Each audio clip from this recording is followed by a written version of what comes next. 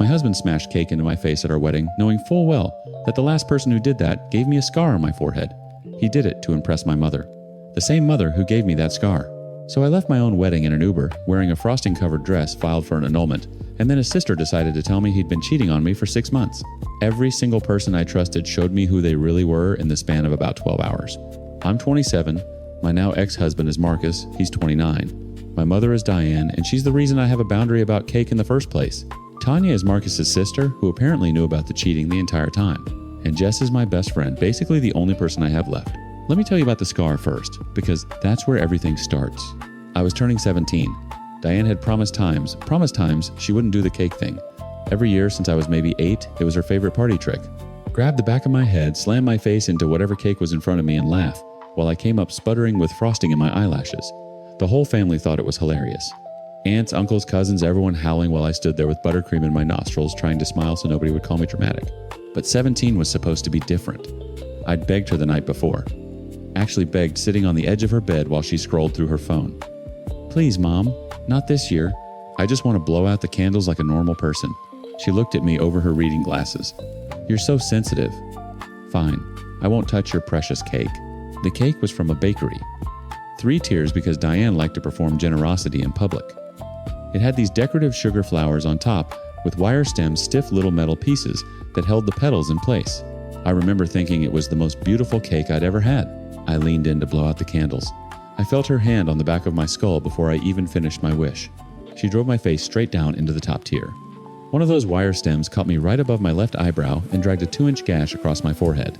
I came up bleeding into the frosting, and for about 3 seconds the room was dead silent. Then Diane started laughing.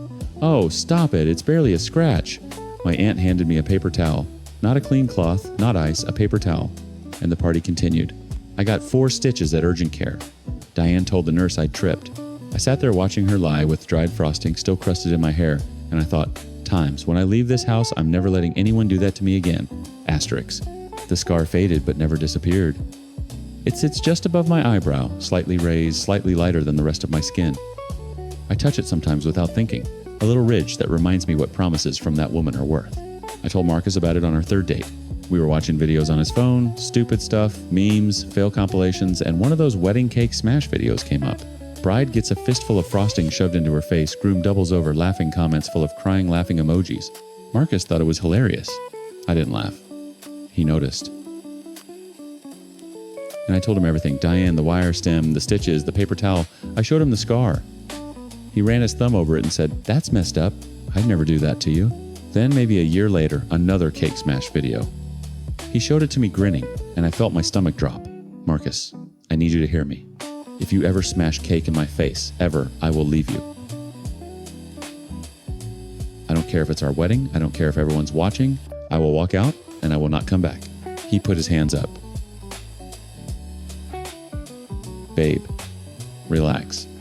I should have listened to the Times relax, asterisk. Jess told me later she always flinched when he said that word to me. That's what people say when they want you to shrink, she said. But I didn't hear it then. I heard safety. I heard a man who was nothing like my mother. The wedding was exactly what I'd spent my whole life wanting. I planned every detail like I was building a house I'd actually get to live in. Ivory linens. Candlelight. A string quartet during the ceremony, because I dreamed about that since I was 15. The cake was simple, 2 tiers, white fondant, real peonies on top. No wire, no sugar decorations. I'd chosen it carefully, and if that sounds paranoid, you now understand why. The ceremony was perfect. Marcus cried during his vows. I believed every word. The reception was loud and warm and full of people I thought loved me. Diane was there being her best public self, hugging me, telling everyone how proud she was, performing the role of devoted mother so convincingly that I almost let myself believe it. We cut the cake together. Cameras everywhere. I was smiling so hard my face ached. Then I felt his hand leave the knife. I felt it before I understood it, a fistful of cake, wet and heavy, slamming into the side of my face. Frosting in my eye, up my nose, smeared across the scar on my forehead. The exact same sensation. The exact same helplessness. Marcus was laughing. That big, open-mouthed laugh he does when he's performing for a room. You should see your face, he said. And behind him, I could hear Diane Times howling times with laughter, clapping her hands together, and I heard her voice cut through the noise. See, she's fine. She's always been too sensitive. The room was laughing. My family was laughing. His family was laughing. I stood there in my wedding dress with frosting dripping off my chin, and I touched the scar above my eyebrow, and something inside me clicked shut like a lock. I didn't scream. I didn't cry. I set down my champagne glass, picked up my phone from the head table, and opened the Uber app. My hands were shaking so badly, it took 3 tries to type the address. Jess found me outside. What are you doing? Leaving. Okay, she said. No argument. No times are you sure, asterisk. Just. Okay. I'll get your bag from the hotel room. Call me when you're somewhere safe. The Uber driver looked at me in his rearview mirror, poofy white dress, mascara, running frosting smeared across my bodice, and to his credit, he said absolutely nothing. He just drove. My phone started buzzing before we hit the highway. Marcus. Diane. Numbers I didn't recognize. I turned it face down on the seat and watched the venue shrink in the side mirror. I didn't pick up the phone until the next morning. And that's when I found out the cake wasn't even the worst part. I picked up the phone at 6:47 a.m., still in my wedding dress. I'd fallen asleep on Jess's couch without changing because taking it off felt like admitting the day had actually happened. The bodice was stiff with dried frosting. It crackled when I sat up. 32 missed calls. 14 texts from Marcus escalating from confused to angry to something that was supposed to sound like concern but read like a man upset his audience had noticed the bride disappearing. I called him back. I don't know why. Maybe some part of me was still waiting for the apology that would make it make sense. He picked up on the first ring. Finally. Do you have any idea how embarrassing that was? You just times left, asterisk, in front of everyone. My mom was, you smashed cake in my face. It was a times joke, times babe. Everyone does it at weddings. You completely overreacted and made me look, you knew. I told you what she did to me. I showed you the scar. I told you I would leave. Silence? Then, why should I have to apologize because you can't take a joke? My hand was pressing against the scar. I didn't realize I was doing it until I felt the ridge under my fingertip. Marcus. Why did you do it? More silence. Longer this time. Then he said something that rearranged every memory I had of him. Your mom said it would be funny. She said you'd laugh about it later, that you always make a big deal out of nothing and then get over it.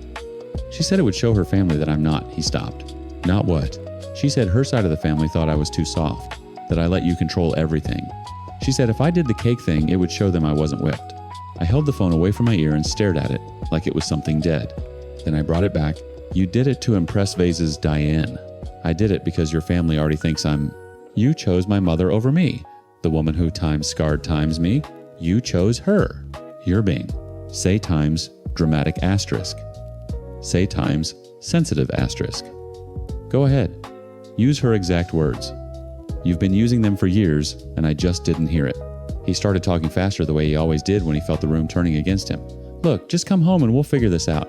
You're my times wife, asterisk. You can't just... I'm getting an annulment. Over times, cake times, you're going to throw away our entire... I hung up. My thumb was trembling so badly I almost missed the button. The calls came in waves after that. Coordinated, like they'd all gotten together and assigned shifts. Diane first. Of course. I didn't answer, but she left a voicemail.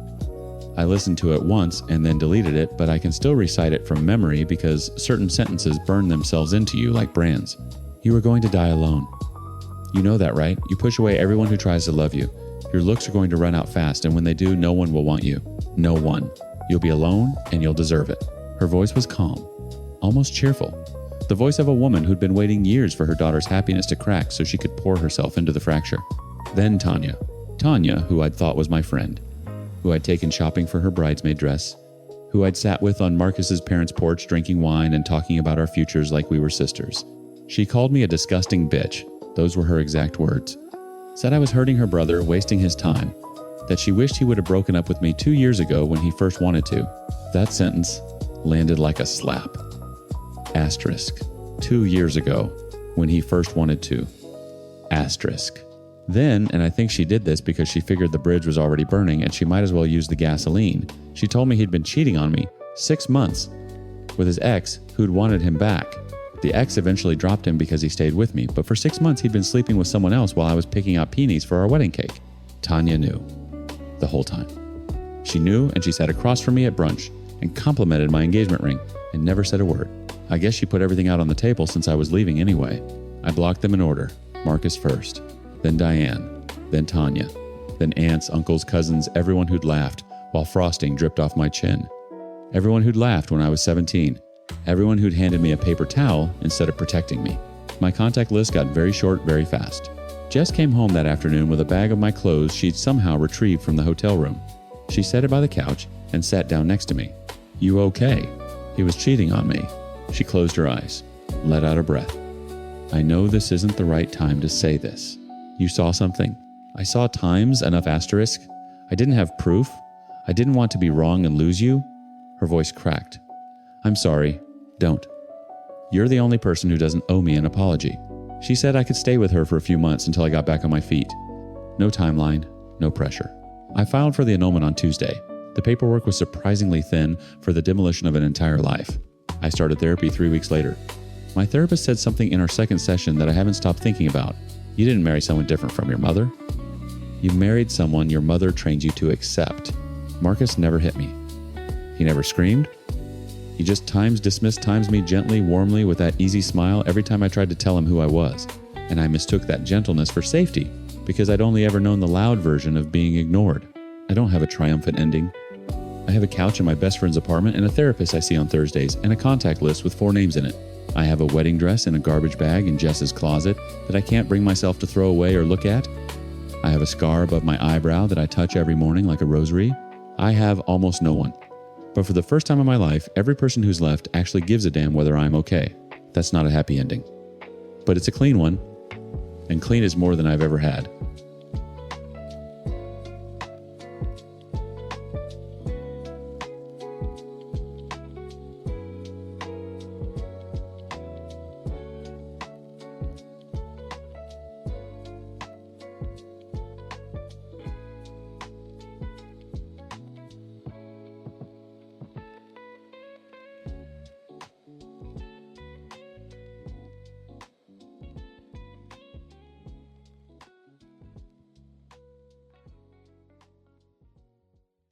I saved every spare dollar for 7 years to take the trip of a lifetime, and my family thinks that money belongs to someone who already secretly burned through thousands she never paid back.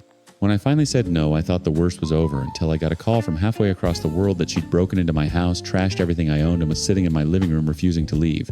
The cops found something else in her car that night that made everything 10 times worse. So let me break this down for you. I'm a 25-year-old guy. My dad is Henrik, my mom is Selim, and my younger brother Jonas is 19. My uncle Dawid is 39. And then there's my Aunt Messeret. She's 32, and she is the reason I'm telling you this story right now. Let me take you back to where this all started. When I was 18, I made a promise to myself. I just graduated high school, working part-time in a warehouse, and I saw this documentary about the Swiss Alps.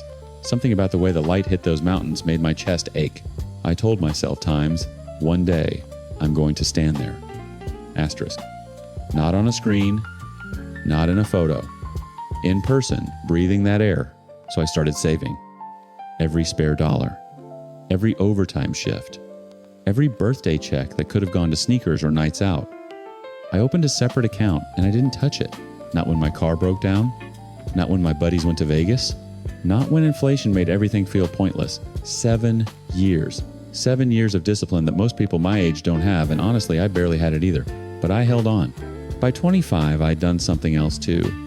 I'd finished my master's degree, fully funded through assistantships and scholarships I'd clawed my way into, and I'd paid off my house. Yeah, my house. Small, nothing fancy, but mine. The mortgage was gone. I was free in a way that felt almost illegal. Then the project I was working on wrapped up in late May instead of July like we thought it would, and suddenly I had this window. I started planning the vacation. Europe, Switzerland, Germany, France, England. 6 weeks. The trip I'd been building towards since I was a teenager, staring at mountains on a laptop screen. That's when Messeret called my mom. She needed money for her semester. She'd enrolled in some program. I honestly stopped keeping track of which one, and she was short. Not a little short. She needed thousands. And because I'd made the mistake of mentioning my trip in the family WhatsApp group because I'd been excited times for the first time in years and wanted to share that with people I loved, everyone suddenly knew I had cash. The first call came from Mom. "She's your aunt," Salam said, her voice carrying that specific frequency she uses when she's already decided you're wrong. "She's family. You can take your trip next year. I've been planning this for 7 years, Mom." And she's been trying to get her degree for... That's kind of the point, isn't it? Silence. The disappointed kind. Then the messages started. Cousins I hadn't heard from in months. An uncle in Dallas who still owed my dad money from 2019. Everyone had an opinion. Everyone thought I should help. Nobody offered a single dollar themselves. One message from a cousin I'll never forget times, "You're really going to go play tourist in Europe while your own blood can't afford school? That's cold, bro." Asterisk. I typed back, "Times. How much did you send her?" Asterisk. He never replied. My dad Hennick was quiet through all of this. Unusually quiet. He'd just nod when Mom brought it up at dinner, chew his food slowly, and change the subject. I assumed he was staying neutral. I was wrong. It was Dawit who broke the silence. I drove to his place on a Saturday, mostly to vent. Dawit's always been the uncle I could talk to, straightforward, no games. But when I walked in and started explaining the pressure, something shifted in his face. He set his coffee down, rubbed his jaw, looked at the wall like he was doing math on whether to speak. "Sit down," he said. "I am sitting. Then stay sitting." He leaned forward. "Your dad gave Messeret money 4 years ago. For school. Same story. She was enrolled. She was short. She needed help. He gave her close to $3,000. My stomach dropped. She dropped out after 1 semester. Never paid him back. Not a dollar. Not a word about it. Why didn't he?" "Because she's his sister. And because I told him not to make it a thing." Dawit's voice got tight. "Because I did the same thing. She came to me before your dad. I gave her $2,000. Same promises. Same result. She dropped out, disappeared for 6 months, came back like nothing happened. I sat there doing the math. $5,000 between them. Gone. Buried. And now she was back at the well, and the bucket she was lowering had times my name on it. Asterisk. Why didn't anyone tell me this? We were protecting her." He said it flat, like he'd already judged himself for it. Sibling loyalty. Stupid, maybe, but that's what it was. I drove home with my hands shaking on the steering wheel. Not from anger, from clarity. The kind that burns. I called Messeret that night. Told her no. She cried. She accused me of not caring about family. I told her I knew about the money. The line went dead. Then I opened the family WhatsApp group and I burned it to the ground. Every person who'd pressured me, I called out by name. Every cousin who shamed me without contributing a cent. Every relative who treated my savings like a communal fund. I told them the truth about the money Messeret had already taken and never returned. I told them if family meant so much, they could pool their own cash. Then I muted the chat, packed my bags, and chose my brother Jonas to watch the house. He could live there free of charge as long as he took care of the place, and I trusted him completely. 2 weeks later, I was standing in Munich, breathing foreign air, finally living the thing I'd spent 7 years building toward. That's when my phone lit up with a WhatsApp call from Jonas, and his voice was shaking. "She's in your house." Jonas's voice was thin. Not scared exactly, more like someone trying to describe something they haven't fully processed yet. I pressed the phone harder against my ear, stepping away from the Marienplatz crowd into a side street where the noise dimmed. "What do you mean she's in my house? I went out to get food." 20 minutes, maybe less? When I came back, Messeret's car was parked next to the house. The frame was cracked, man. She broke it open. My legs did something strange. They locked. I was standing on a cobblestone street in Munich, 6,000 miles from home, and my body was trying to physically root itself to the ground like that would help. When I walked in, she was going through your stuff. The living room was. He stopped, swallowed. "Your TV is gone, like destroyed." She smashed it. The PS5 is in pieces. "Your gaming PC," I think she threw it. "The collection." I didn't ask about the collection. I couldn't. "She didn't know I was living there," Jonas continued. "She thought the house was empty. When she saw me, she just started screaming that you owed her, that you ruined her life, that she had every right to. Is she still there? She won't leave. She's sitting on your couch telling me she's not going anywhere until she talks to you. I already called the police." I closed my eyes. Munich disappeared. The street noise, the church bells, the tourists, all of it collapsed into a single point of white-hot focus. 7 years of saving. A house I'd paid off with my own hands. And this woman was sitting in it, surrounded by wreckage, because I told her no. "Don't engage with her," I said. "Stay outside. Wait for the cops." "Already outside." "Good." My voice was steady. "I don't know how. Call Dad." The next 2 hours were the longest of my life. I sat on a bench near the Isar River, refreshing my phone like a heartbeat monitor. Jonas texted updates in fragments. Asterisk, police. Here. Asterisk. Asterisk, she's arguing with them. Asterisk. Asterisk, she's saying she's family and has a right to be here. Asterisk. Asterisk. They're not buying it. Asterisk. Asterisk. They found weed in her car. Asterisk. Asterisk. A lot of weed. Asterisk. Asterisk. They're arresting her. Asterisk. That last message sat on my screen for a long time. I read it maybe 15 times. Each time, it meant something slightly different. Relief? Vindication? Grief? Then just a flat, heavy nothing. Hinnock called me an hour later.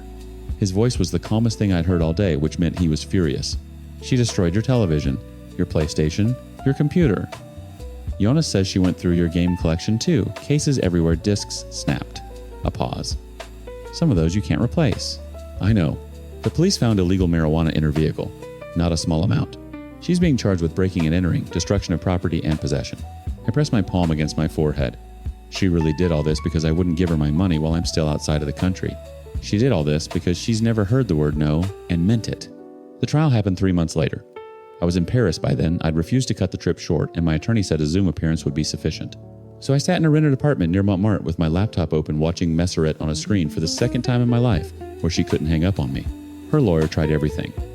A manic episode, emotional distress caused by family conflict, cannabis-induced impaired judgment.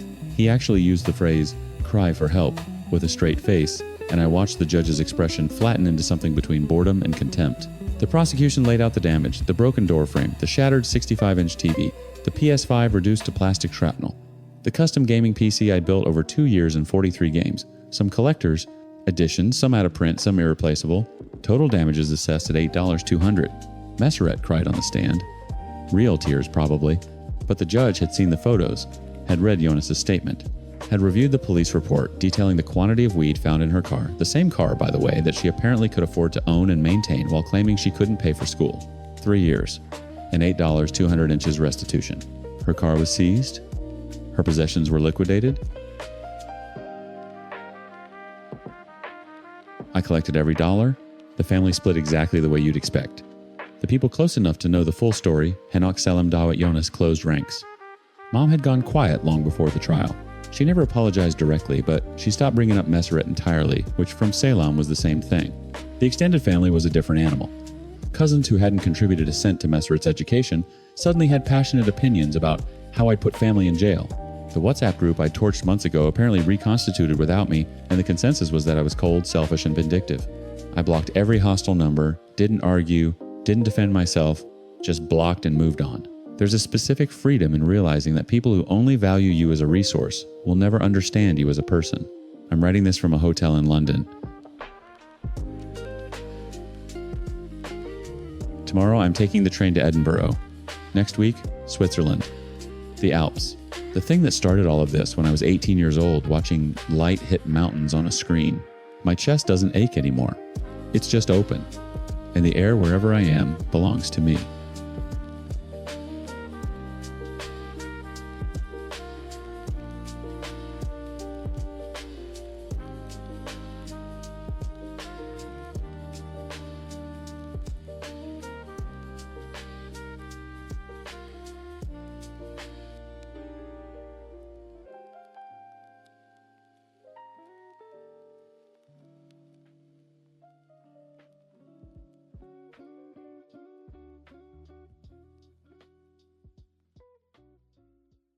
My sister-in-law sat across from me at dinner, looked me dead in the eyes, and told me she'd be taking my 3-month-old baby home with her during the week so she could finally be a mother. And she wasn't joking. What started as years of quiet tension over her infertility exploded into a full psychiatric crisis after she watched me breastfeed my son, and within weeks she was involuntarily committed after telling her psychiatrist. Things so alarming. They classified her as an active danger to me and my baby. Then, in our second story, a mother-in-law who works at the DMV decided to forge her own son's signature and slap her name on a car title that wasn't hers. So, I'm 36, married to Marcus, and Denise is his older sister. Craig is Denise's husband, and Patricia is my mother-in-law. In the second story, I'm 24, my fiancé is Derek, and his mother Lorraine works at the DMV, which she apparently thinks makes her above the law. Denise and I were never close, but we were civil. For 10 years, we shared holidays, swapped birthday gifts, and kept the kind of peace that holds a family together when two people simply don't click. The tension was always there, low-grade humming beneath every interaction, but I understood where it came from, and that understanding kept me patient longer than most people would have been. Denise was diagnosed with unexplained infertility at 30. By the time she was 35, she and Craig had burned through 3 rounds of IVF, 2 failed adoptions, and what Craig once quietly told Marcus was close to $90,000. Every pregnancy announcement in the family landed on her like a physical blow. When I had my first child, my daughter, now 4, Denise, didn't come to the hospital. She sent flowers. Nobody blamed her. Grief makes people do strange things, and absence is one of the kinder options. But something shifted when I got pregnant with my son. Denise started calling more. Texting. Showing up at the house unannounced with baby clothes she'd bought. Neutral colors, expensive brands, tags still on. She asked to come to my ultrasound. She asked to be in the delivery room. Each request came wrapped in this desperate sweetness that made my stomach clench because I could see what was happening even if nobody else wanted to name it. She wasn't celebrating my pregnancy. She was auditioning for a role in it. Marcus told me I was reading too much into it. Patricia said Denise was finally healing. Craig said nothing, which I now realize was its own kind of alarm. My son was born in February. Healthy, perfect mind. Denise visited the hospital the day after delivery, held him for 40 minutes, and cried the entire time. Not quiet tears, deep shaking, sobs that made the nurses look at each other. When I gently took him back to feed him, she stood up and left without saying goodbye. 3 months passed. Denise pulled back again, fewer texts declined, 2 family dinners. Then Patricia organized a Sunday dinner at our house, insisted everyone come, said the family needed togetherness. I agreed because I was exhausted in choosing battles, and this one didn't seem worth fighting. Denise arrived with a diaper bag, not a purse. A fully stocked diaper bag, diapers, wipes, a change of clothes, formula, a pacifier for a baby she didn't have. I noticed it the second she walked in, and the hair on my arms stood straight up. Marcus didn't see it. Patricia didn't see it. Craig saw it. I watched his face go white, watched him lean into Denise and whisper something, watched her shake him off with a sharp jerk of her shoulder. Dinner was fine for the first 20 minutes. Normal conversation, my daughter showing Denise her drawings, Craig complimenting the food. Then my son started fussing in his bassinet. I picked him up, settled into the corner of the couch, and started breastfeeding. I'd done this 100 times in front of family. It was nothing. Denise went still. Not quiet time still, asterisk. Like something behind her eyes locked into place. She stared at my son, latched to my breast with an intensity that made me angle my body away from her instinctively. The room kept talking. Nobody noticed. I noticed. Then she spoke. "I've been thinking," she said, and the table conversation died. "It would be really good for the baby if he spent weekdays with me and Craig. I could create a real motherly bond with him. You'd still have weekends." Silence. The kind of silence that has weight. Denise, Craig said, his voice barely above a whisper. "We talked about this." "No times you times talked," she said, not breaking eye contact with me. "I'm talking now.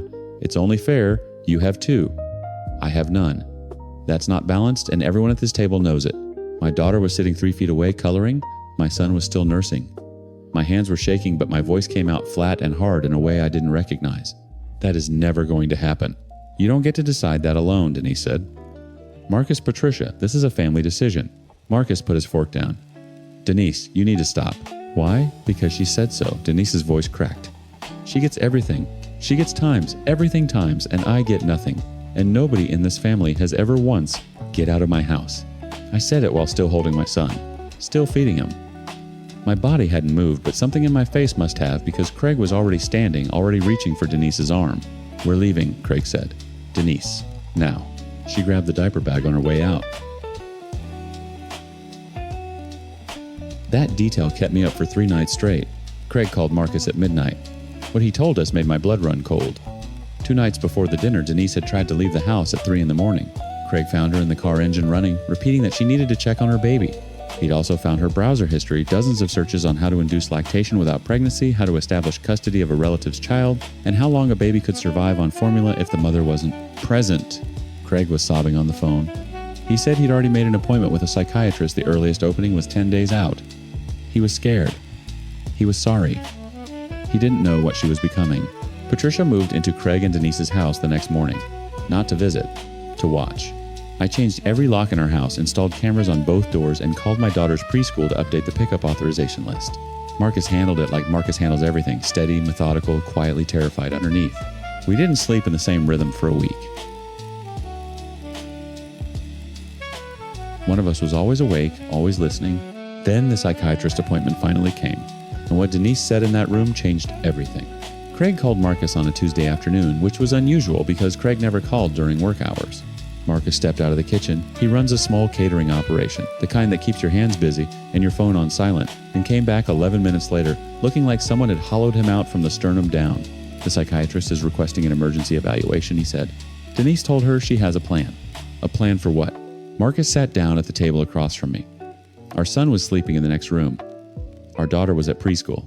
The house was quiet enough to hear the cameras click through their rotation cycle on the front porch monitor. She told the psychiatrist that she'd been chosen to raise our son, that I would eventually agree because I'd see it was right. That you were, he stopped, swallowed, that you were an obstacle and that obstacles get removed. My hands went to the table, flat, pressing down. Like if I didn't anchor myself to something solid, I'd come apart at the molecular level. She said that to a doctor in a session. She said it calmly. Craig said the psychiatrist told him Denise presented it like a logical argument. Step 1, step 2, step 3. She had times, contingencies, times, Marcus said. For if Craig didn't cooperate. For if Patricia sided with us. For if I didn't give him up. Marcus nodded. He couldn't say it again. The psychiatrist, Dr. Alana Voss, a name I will never forget, made the call that afternoon. Under state law, when a mental health professional determines a patient poses an imminent danger to a specific individual, they don't ask permission, they act. Doctor, Voss contacted the county crisis team. By 6 o'clock that evening, Denise was involuntarily committed to an inpatient psychiatric facility on a 72-hour hold that was extended within 48 hours to a minimum of 14 days. Craig called us from the facility parking lot. He wasn't sobbing this time. He was past that. His voice had the flat, scraped-out quality of a man who just watched his wife escorted through locked doors while she screamed his name. She thinks I betrayed her, he said. She thinks this is proof that the whole family is conspiring against her. Craig, I said, because Marcus couldn't? You saved her life.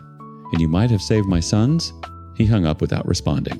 The next 72 hours were mechanical. I called the preschool again, not just to update the pickup list, but to provide Denise's photo and a physical description. I called our pediatrician's office and flagged the file. Marcus installed a deadbolt on the nursery door, which is something no parent should ever have to do, and something I stared at every single night while feeding my son at 2 a.m, wondering what kind of world requires a lock between a baby and the hallway of his own home. Patricia drove back and forth between the facility and Craig's house, like a woman running a supply line in wartime. She brought Craig meals, she brought Denise books and a blanket from home. She called me once on day 4 and said I failed her. I saw the signs and I called it healing because that was easier. I didn't argue with her. She was right. Marcus and I had the conversation every couple dreads, the one where you sit across from each other after the kids are asleep and say the quiet thing out loud. When she gets out, I said, she's not coming near this house. Ever. Ever. And holidays, birthdays, Patricia's. Marcus pressed his palms against his eyes. I don't know yet. But our kids come first. They come before Denise's feelings, before Craig's guilt, before my mother's need to hold this family together with both hands. Your sister is sick, Marcus. My sister described removing you like a task on a checklist.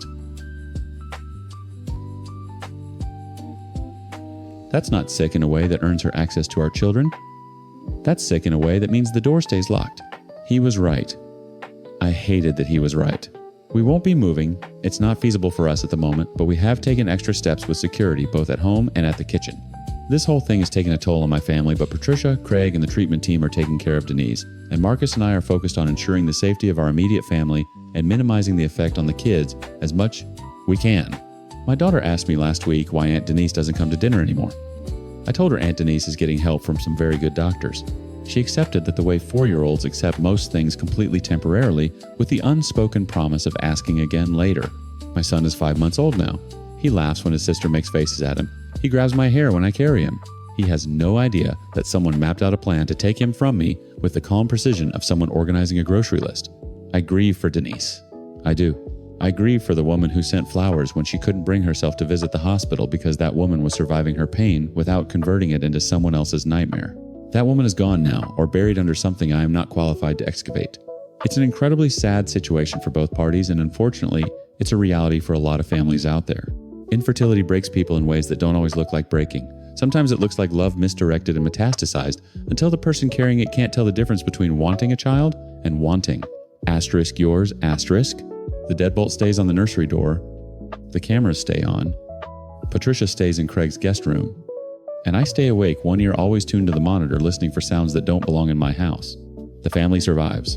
But the version of it that existed before that Sunday dinner, the one held together by civility and willful blindness, and the quiet agreement to never name what was growing in Denise's silence, that family is gone. We're building a different one now. Smaller, fortified, scarred in places that won't fully heal. But mine?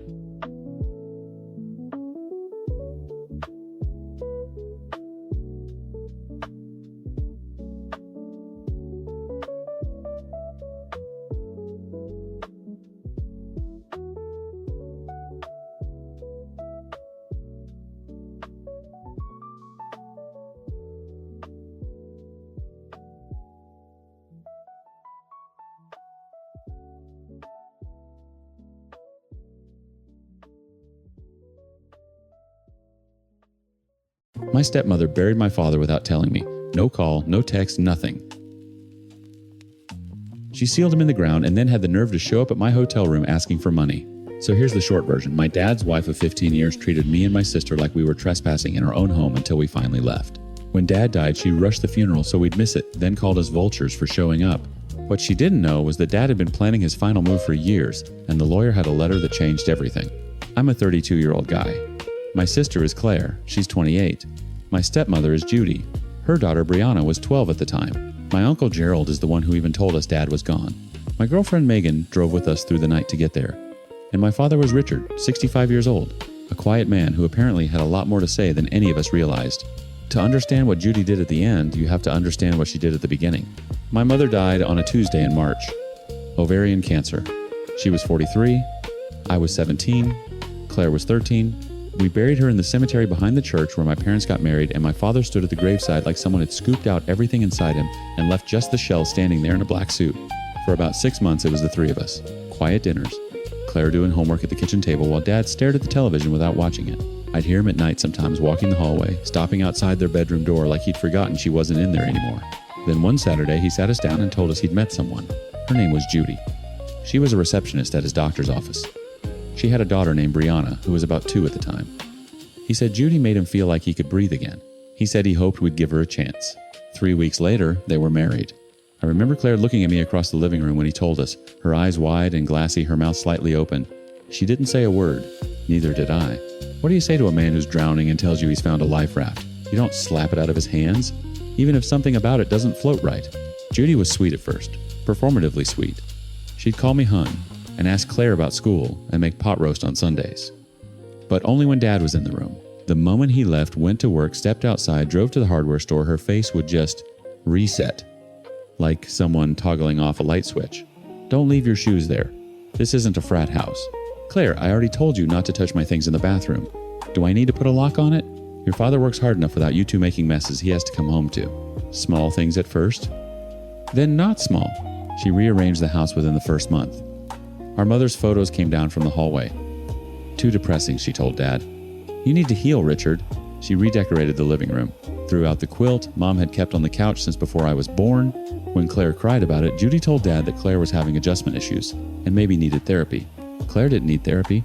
Claire needed someone to stop erasing our mother from every surface of the house. By the time Brianna was old enough to talk, she'd absorbed Judy's frequency perfectly. She'd walk into my room without knocking, take things off my desk, and if I said anything, she'd scream until Judy came running. Then it was my fault. Always my fault. She's a child. You're practically an adult. Act like it. I left at 18. Didn't even finish the summer after graduation. Packed 2 bags, drove to my Uncle Gerald's house 3 states away, and called Dad from the road. He was quiet for a long time. Then he said, I understand, son. That was it. 3 words. I wanted him to say, times come back. Asterisk. I wanted him to say, times I'll fix this. Asterisk. He said, times I understand times, and the line went dead. Claire lasted 2 more years. She called me the night she left, sobbing so hard I could barely make out the words. She was 15. Judy had told her she couldn't go to a school dance because Brianna felt excluded. When Claire protested, Judy said, and I'll never forget this because Claire repeated it to me 3 times like she couldn't believe it herself. Your father chose this family. Maybe it's time you respect that. Asterisk, this time's family. As if Claire and I were the previous tenants, she moved in with our aunt on Mom's side. Dad paid for it. He always paid. That was his language. Money, wired, tuition, covered, car insurance handled. Never a confrontation with Judy. Never a stand taken. Just checks written in silence like a man feeding birds through a window he refused to open. Years passed. I built a life. Got a job in logistics, met Megan, rented a place that felt like mine. Claire finished college, started teaching. We didn't talk about Dad much. It hurt too specifically. Then about 3 years ago, he just showed up. No warning. No call.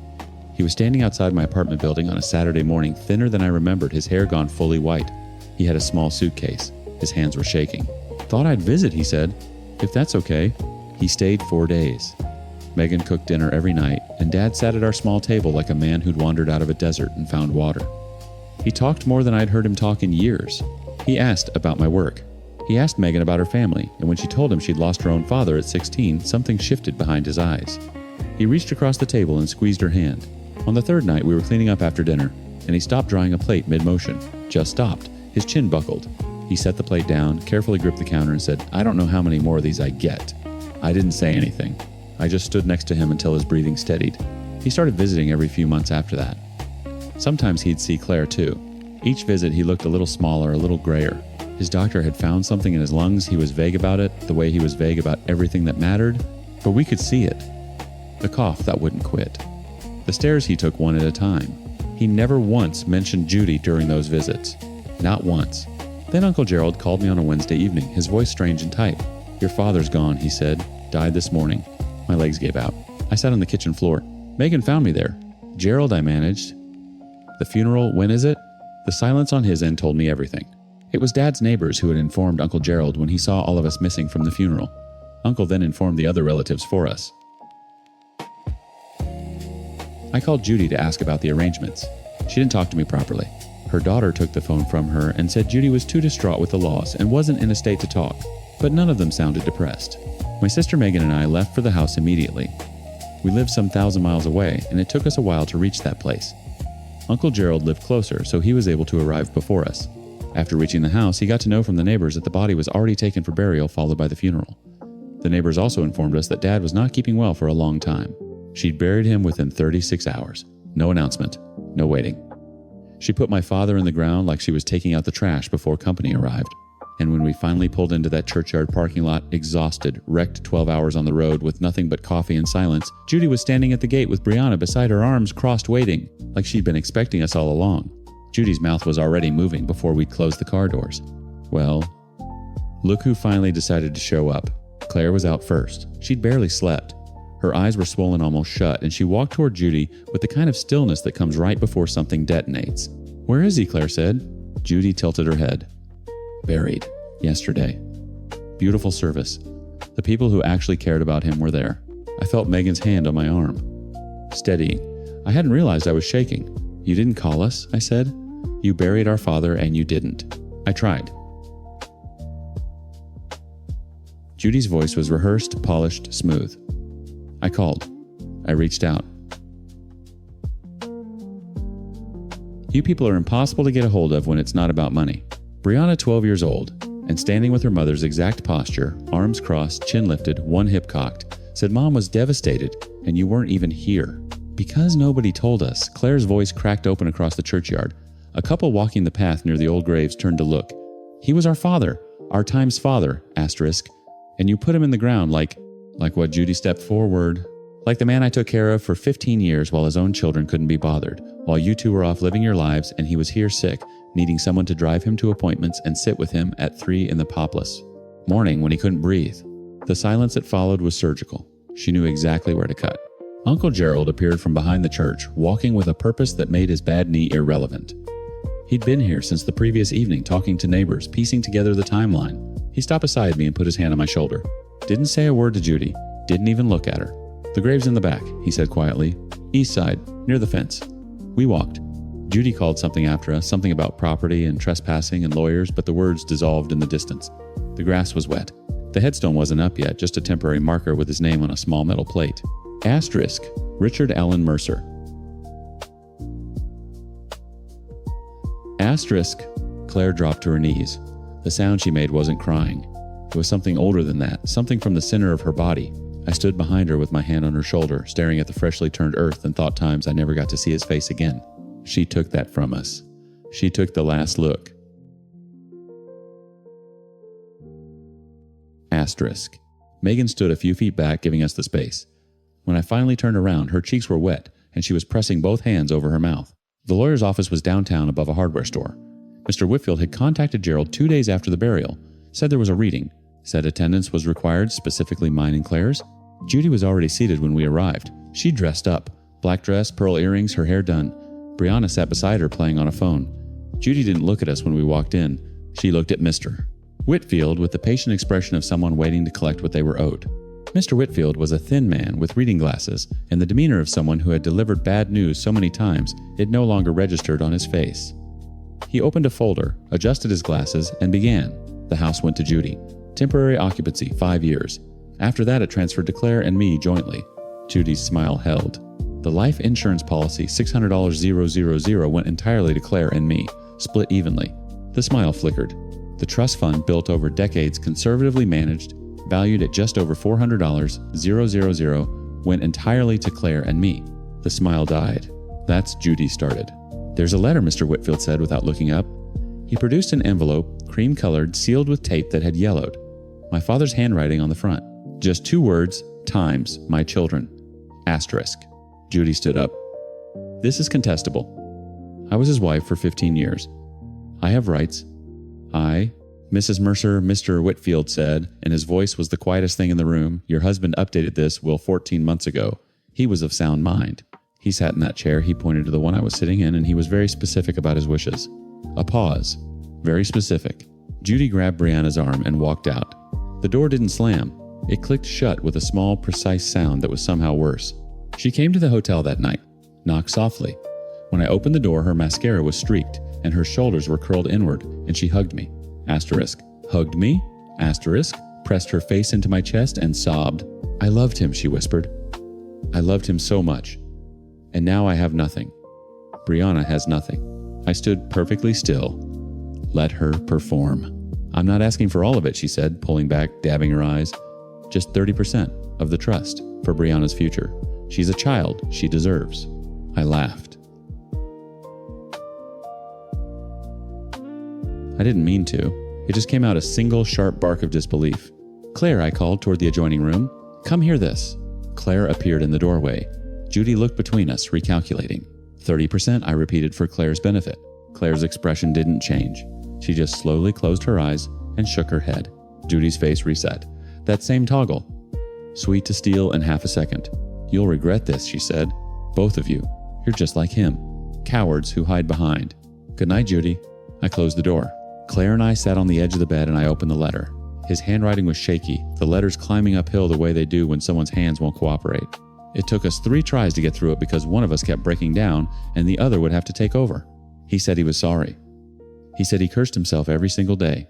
He said marrying Judy was the act of a man so terrified of the dark that he grabbed the first hand he found, and by the time he realized whose hand it was, his children were already gone. He said the visits to my apartment were the only times in 15 years he felt like himself. He said Megan's pot roast reminded him of Mom's. He said, times I never stopped being your father. I just stopped deserving to be. Asterisk. We read it 100 times. We're still reading it.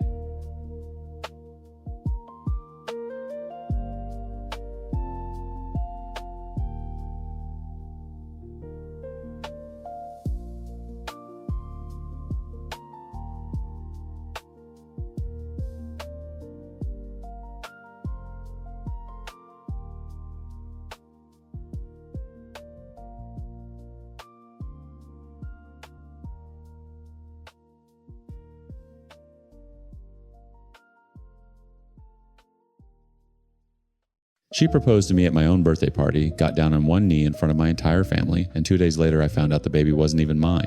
Actually, it gets worse. It wasn't his either. So, my girlfriend cheated on me with a wealthy DJ, got pregnant, couldn't pin down who the father was out of at least 4 different men, and then tried to convince me to just raise the baby anyway because I was, and I quote, already here. When I refused, her entire world collapsed, like the house of cards she'd been building for months. I'm 27 male. My girlfriend was me at 25, and I genuinely believed she was the first woman who ever loved me with her whole heart. Then there was the DJ, some rich guy in his 30s who funded me as designer lifestyle until he realized he wasn't the only one funding it. This is how it all started. Mia and I met through mutual friends at a cookout 2 summers ago. She was the kind of woman who made you feel like the only person in the room. Not in a flashy way, she'd just listen. Really listen. She'd remember the small things I said weeks later and bring them up like she'd been holding them close. After a string of relationships where I felt like I was performing for women who were always halfway out the door, Mia felt like finally coming home. We moved in together after 6 months. Too fast, maybe, but everything with her felt urgent and right. We talked about building something real, and within a year, we decided to open a small food truck together. We pooled our savings mine from years of working in logistics, hers from bartending, and for 3 months it actually worked. Then it didn't. Equipment costs spiraled. Permits got delayed. A supplier ghosted us with $2,000 of our money. By the time we shut it down, we were broke in a way that made your chest tight every time you opened your banking app. That's when Mia said she'd pick up a second job. She landed a position as a mixologist at this upscale restaurant downtown.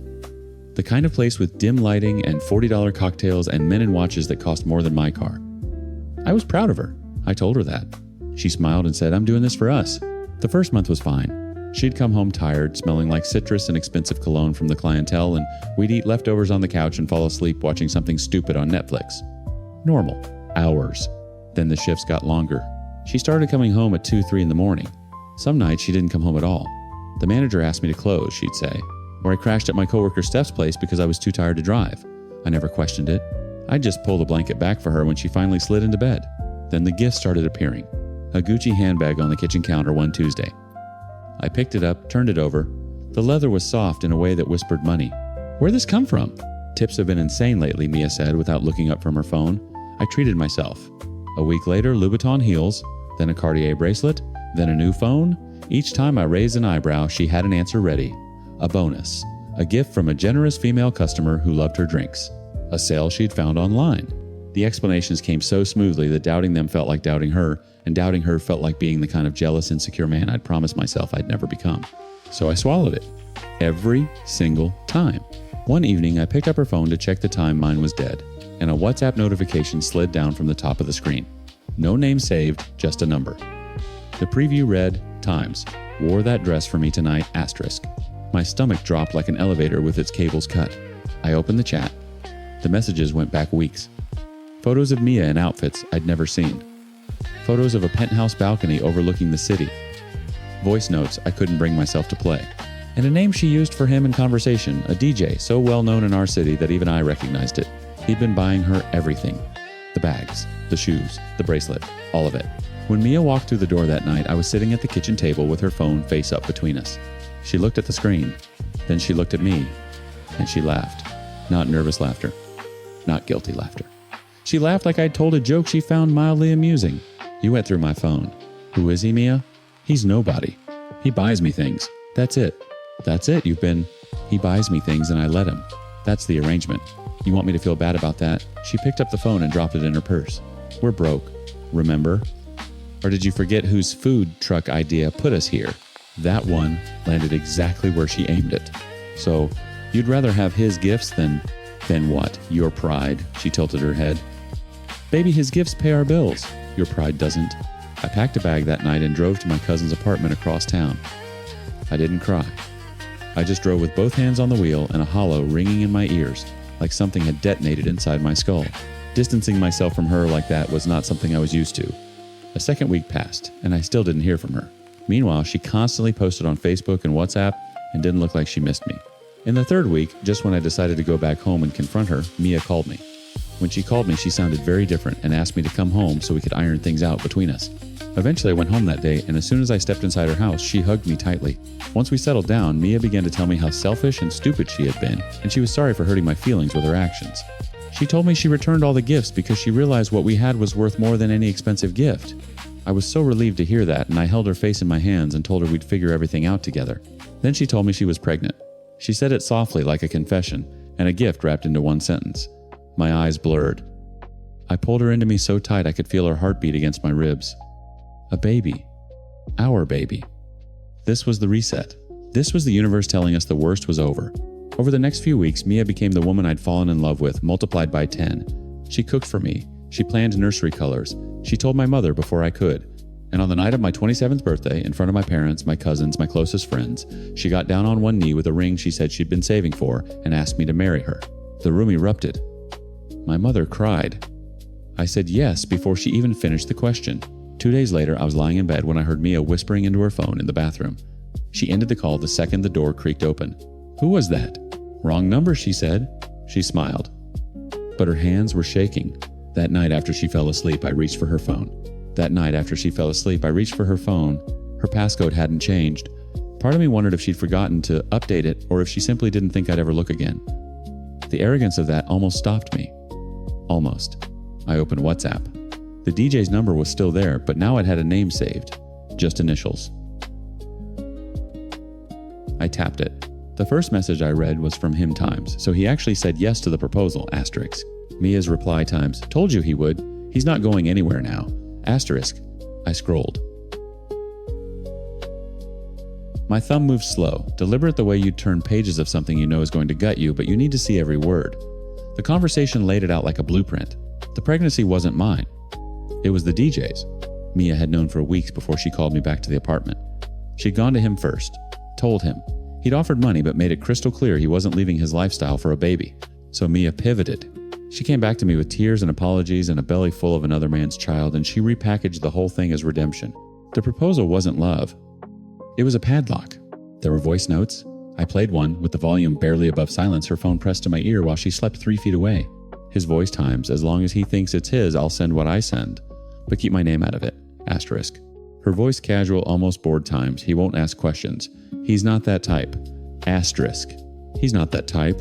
I set the phone down on the nightstand screen facing down. I stared at the ceiling for a long time. The fan turned in slow circles. Mia's breathing was steady beside me, the kind of deep, unbothered sleep that belongs to someone who believes their plan is working. I didn't wake her.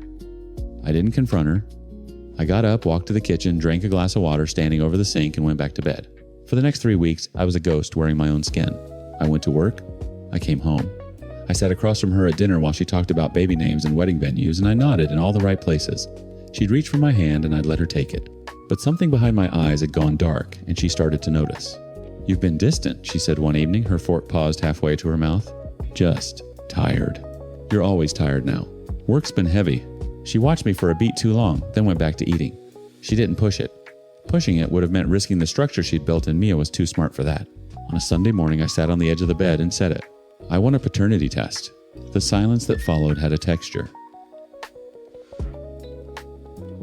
Thick, pressurized, like the air before a storm cell breaks. Mia turned from the mirror where she'd been moisturizing her face. Her hands were still glistening. What? A paternity test. Before the baby comes. Why would you? Her voice cracked. Not from sadness. From calculation breaking down in real time. Why would you ask me that? Because I need to know. You do know. You know this is your baby. You know that.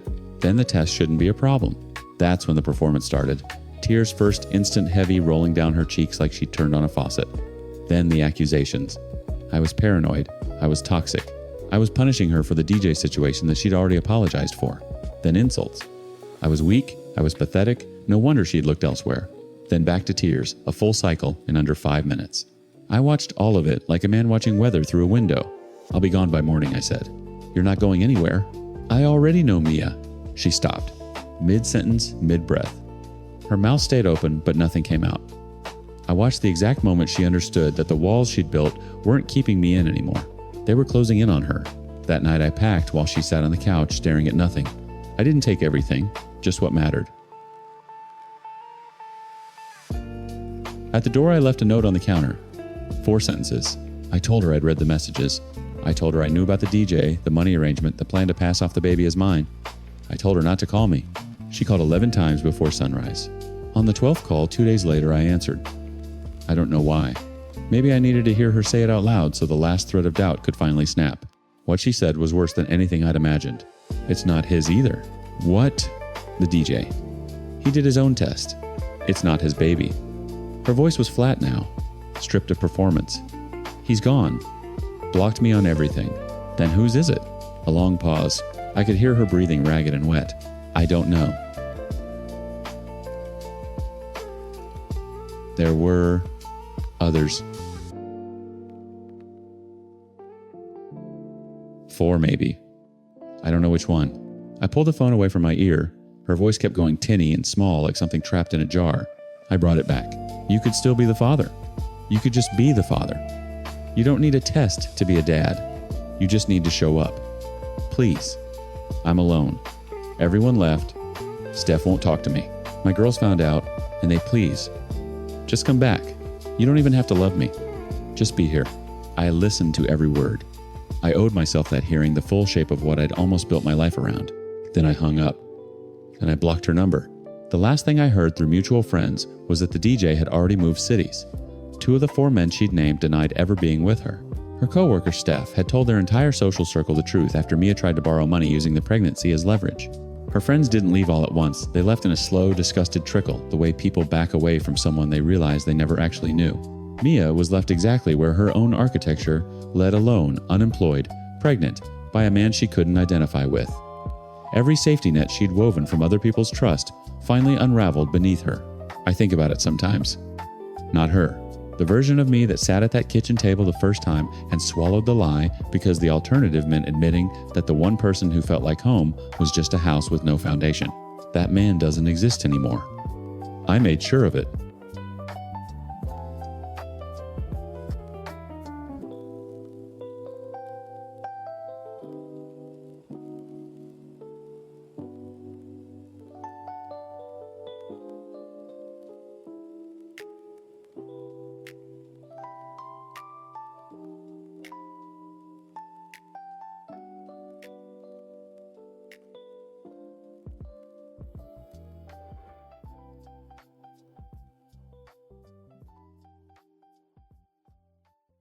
Okay, you want my side of the story. I'm sure my husband has told you his. He's probably the victim, the good guy who was betrayed by his monster of a wife. I know how he spins things. He's been spinning our entire marriage into a perfect story for 20 years. But the truth is, you can't betray something that's already dead. And our marriage was a beautiful, perfectly preserved corpse. For years, I was his greatest achievement. I wasn't his wife. I was his masterpiece. He looked at me the way a man looks at a classic car he's kept in a climate-controlled garage. He'd admire the finish, check the engine, and make sure it was polished for display. He loved the idea of me. He loved that we were the couple everyone else envied. He loved winning. Our marriage was just the longest game he'd ever played. It was all about control, but in the quietest way. He never yelled. He never had to. He just managed me. He bought me one of those fancy rings that tracks your sleep. And every morning he'd say, "You only got 82% deep sleep. You must be tired," instead of, "Good morning, I love you." He knew my car's mileage by heart. He'd comment if I took a different route to the grocery store. "Our home had cameras for security," he said, but I felt like an actress on a 24/7 reality show. He wasn't a partner, he was a warden. Even the small things felt like a performance. He had a vasectomy 10 years ago, but he insisted I stay on the birth control pill. He said it was good for my hormones, kept me regular, but I knew what it really was. It was a routine, a checkbox, another part of the perfect wife package he could manage.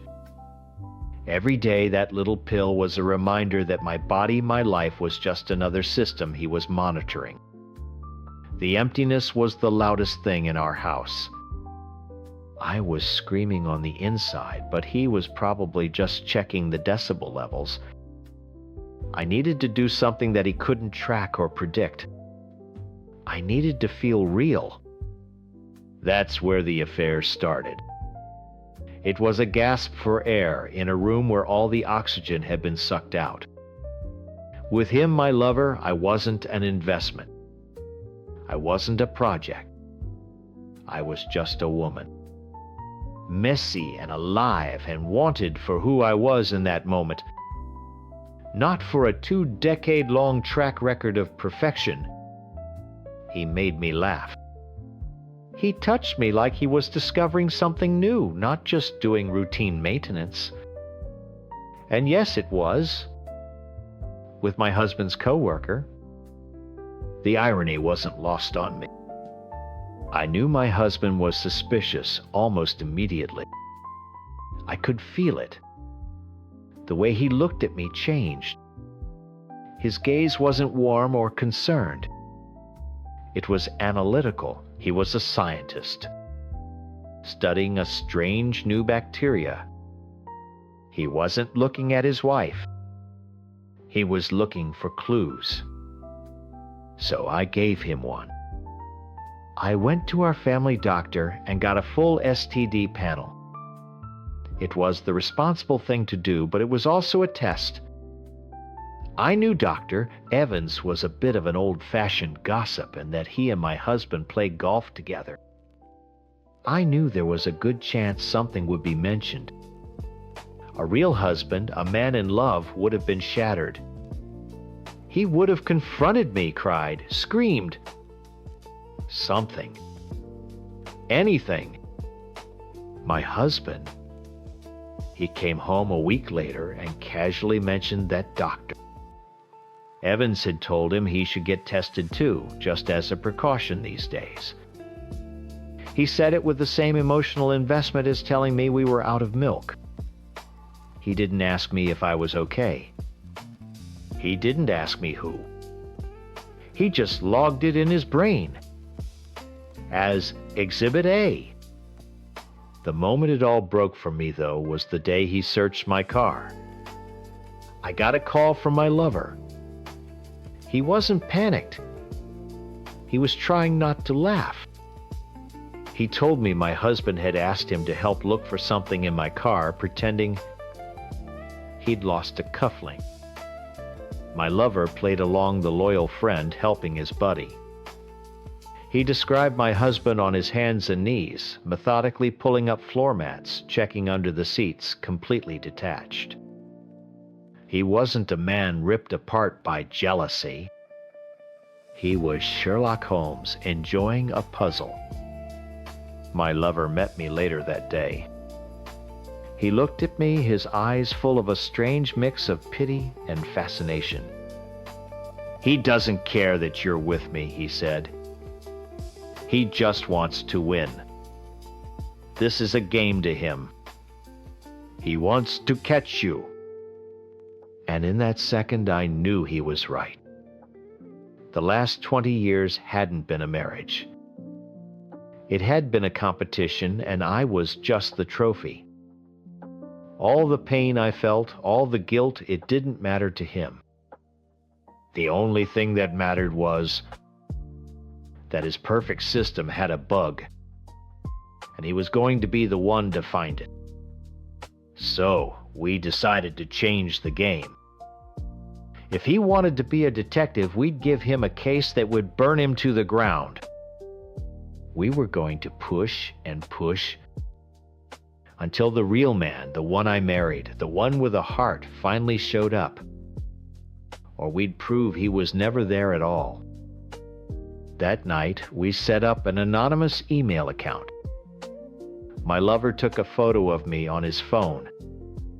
It wasn't crazy explicit, just me in a t-shirt, no bra, with a look on my face my husband hadn't seen in a decade.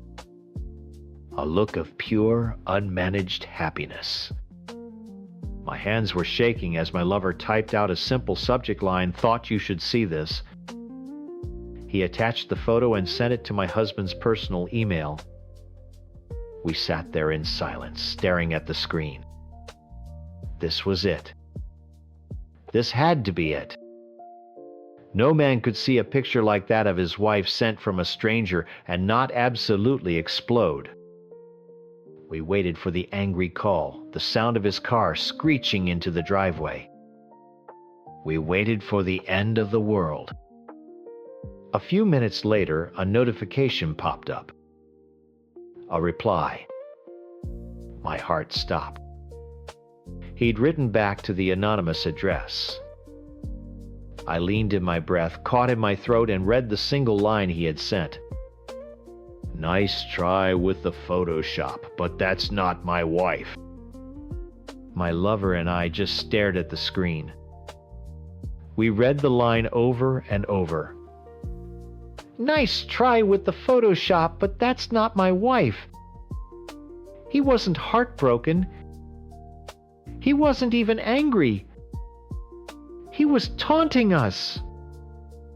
He was playing a game trying to bait the anonymous sender into giving him more information. My blood ran cold, then hot. All the guilt I'd been carrying evaporated and was replaced with pure white-hot rage. He didn't see a picture of his wife in another man's arms. He saw an opponent making a move in a chess game. "He's calling our bluff," my lover whispered, his voice tight. "He thinks we'll get scared and back down." I shook my head. No. He thinks he's smarter than us. He thinks he can't lose. I looked at my lover, a reckless idea forming in my mind. "So, let's give him proof he can't deny." What we did next felt like jumping off a cliff into a storm. There was no more pretense of this being a simple cry for help. This was an attack. We took more pictures that left nothing to the imagination. Pictures that showed my face clearly filled with a pleasure he hadn't given me in years. Pictures that included my lover, his coworker, the man he trusted. We made sure they were undeniable. Each click of the camera phone felt like a point of no return. My heart hammered against my ribs, not with fear, but with a terrifying sense of power. For the first time in my marriage, I was the one in control of the narrative. We sent them all in one email. No subject line. No message. Just a gallery of our betrayal. And then we waited. The taunting reply never came. This time there was only silence. A deep, heavy silence that lasted for a whole day. I didn't hear from him. He didn't come home for lunch. My texts went unanswered. The quiet was 1,000 times more terrifying than his smug email had been. For a moment I thought I'd finally done it. I'd finally broken him. I imagined him shattered, grieving, finally feeling the pain a normal husband would feel. I almost felt a pang of regret. Then he came home from work. He walked in, placed his briefcase by the door with his usual precision, and loosened his tie. He didn't look at me. He walked straight to the kitchen, poured himself a glass of water, and drank it in one go. The silence was so thick I could barely breathe. I stood in the living room, frozen, waiting for the explosion. He finally walked over to me. He wasn't crying. His face wasn't red with rage. It was a cold, tight mask. He pulled out his phone and placed it on the coffee table between us, the screen lit up with the photos we'd sent. He let me look at them for a long moment before he spoke. His voice was low and flat. "I feel like a fool." That was it. Not "you broke my heart." Not "how could you do this to us?" Just "I feel like a fool." My grand experiment, my desperate attempt to provoke a human emotion had worked. And the emotion was wounded pride. He wasn't hurt because I'd been with another man. He was furious because I had outsmarted him. The betrayal of our vows was a footnote. The real crime was the damage to his ego. He'd been played, and his own coworker had helped do it. Smiling at him across the office all day while knowing this. "I know," I said, my voice surprisingly steady. You weren't supposed to be a detective.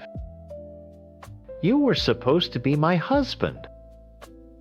I told him everything then. I told him about the years of feeling like an exhibit in a museum. About the sleep ring, the cameras, the quiet, suffocating control. I told him I was so numb I just wanted to feel anything. And that when I realized he was hunting me instead of grieving for us, I just wanted him to feel something too. I laid it all bare, expecting, I don't know what. A final breakdown. A demand for a divorce. Instead, as I spoke, I saw his eyes flicker from my face down to the phone and back again. The tight anger in his jaw didn't disappear, but something else joined it. A strange, dark curiosity. And as he stared at a picture of me and his co-worker, I saw it. A flicker of something I hadn't seen in a decade. It wasn't love. It wasn't even pure hate. It was arousal. My stomach turned. He was turned on. The whole disgusting, messy, humiliating truth of it. His wife with his friend, the photos, the lies. It was exciting to him. The perfect sterile life we'd built was boring. This was new. This was a challenge. He didn't leave me. He didn't even yell. The days that followed were the strangest of my life. The old marriage was dead and buried, but a new one. Something twisted and unsettling began to grow in its place. He started asking questions, but not the ones a husband should. He didn't ask if I loved him. He asked for details. What did we do? Where did we go? He wanted the mechanics of it all, collecting new data points for his system. He'd look at me from across the dinner table, and I could see him replaying the photos in his mind. The surveillance didn't stop. It just changed its purpose. Before he was tracking a perfect asset. Now he was studying a damaged one. And he found it far more fascinating. Our life together, once a performance of passionless perfection, became charged with this sick energy. He was no longer the curator of the perfect wife. He was the master of a broken one. And God help me, he was more into me than he had been in years. I wanted to break the game, but I just gave him a new, darker one to play. I didn't get my husband back, not the man I once loved. I unearthed something else entirely. I set out to make him see me, and he finally does. But he doesn't see a woman in pain. He sees the prize, the villain and his co-conspirator all rolled into one. It's sick. It's wrong. But after so many years of feeling absolutely nothing, at least this is a feeling. I'm sure my husband told you his version of the story. He's a good storyteller. Very clear, very logical. He probably painted a picture of a perfect marriage destroyed by his selfish, cheating wife. And from his point of view, I guess he's not wrong. But things are never that simple, are they? I'm not asking for you to forgive me. I just want you to understand. Our love story was the kind people write books about. We met in college. He was my first everything, and we got married right after graduation. For 10 years, we were that couple. The ones who held hands, finished each other's sentences, the ones everyone pointed to as proof that true love existed. He calls our story beautiful, and it was. But it was the beauty of a photograph, frozen in time. We were stuck on the first few chapters, the happy beginning, and we just kept rereading them over and over. The passion didn't die in a big explosion. It just faded into a comfortable, quiet routine. Sex became another thing on the to-do list, like taking out the trash. Our house felt less like a home and more like a museum dedicated to the kids we used to be. He was a good husband. He worked hard, he was kind, he was stable. But when he looked at me, I knew he still saw the 20-year-old girl with the messy ponytail he'd met in the campus library. He didn't see the woman I was, or the woman I was terrified I'd never get the chance to become. I was almost 30, and the only man I had ever been with was him. My whole identity was his wife. Then I got a new job. It was like someone finally opened a window in a stuffy room. The people I worked with, my new friends, they had lived. They had messy breakups, crazy travel stories, and stupid mistakes they laughed about. He calls them toxic, but they were just alive. All I had was our one perfect, boring story.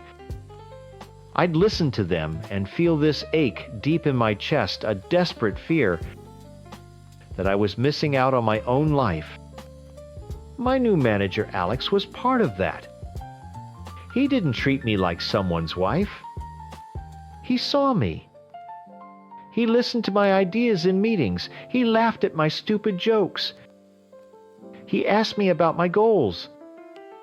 The attention was like a drug. It wasn't about him, not really. It was about feeling like an interesting, desirable person again, separate from my marriage. The idea for the open marriage was mine. I know. It sounds like the worst idea in history, and trust me, I get that.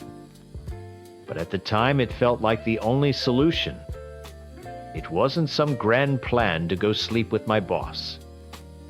It was a desperate attempt to let some fresh air into our world before we both suffocated.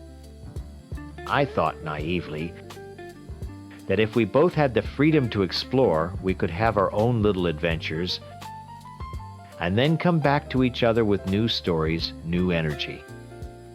Thought it could make us stronger. I truly believed that. I was a complete and total fool. At first, he said no. A hard no. But I pushed. I told him we were dying a slow death and this was the only way to shock our hearts back to life.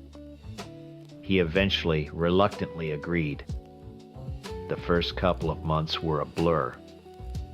The attention from Alex turned into late-night texts, then drinks after work, and then more. It was a dizzying thrill. I felt reckless and free, and for the first time like the main character in my own story. I was so high on the validation on feeling times, scene times, that I pushed away the guilt. When my husband started going on a few dates, I told myself it was good. I told myself this was the plan, that we were both growing. But every time he'd leave the house dressed up for someone else, I'd see a flicker of hurt in his eyes. I chose to ignore it. I told myself it was just a necessary part of the process, a growing pain. Then he met her. It was different from the very beginning. His other dates were just that, dates. They were stories he'd tell me with a shrug when he got home. But her, he didn't talk about her much. He didn't have to. I saw it in the way his entire energy shifted. He started smiling at his phone, a real, genuine smile that reached his eyes. He'd take calls in the other room, and I'd hear him laughing. A light and easy sound I hadn't pulled out of him in years. He started looking happier, healthier. He looked alive.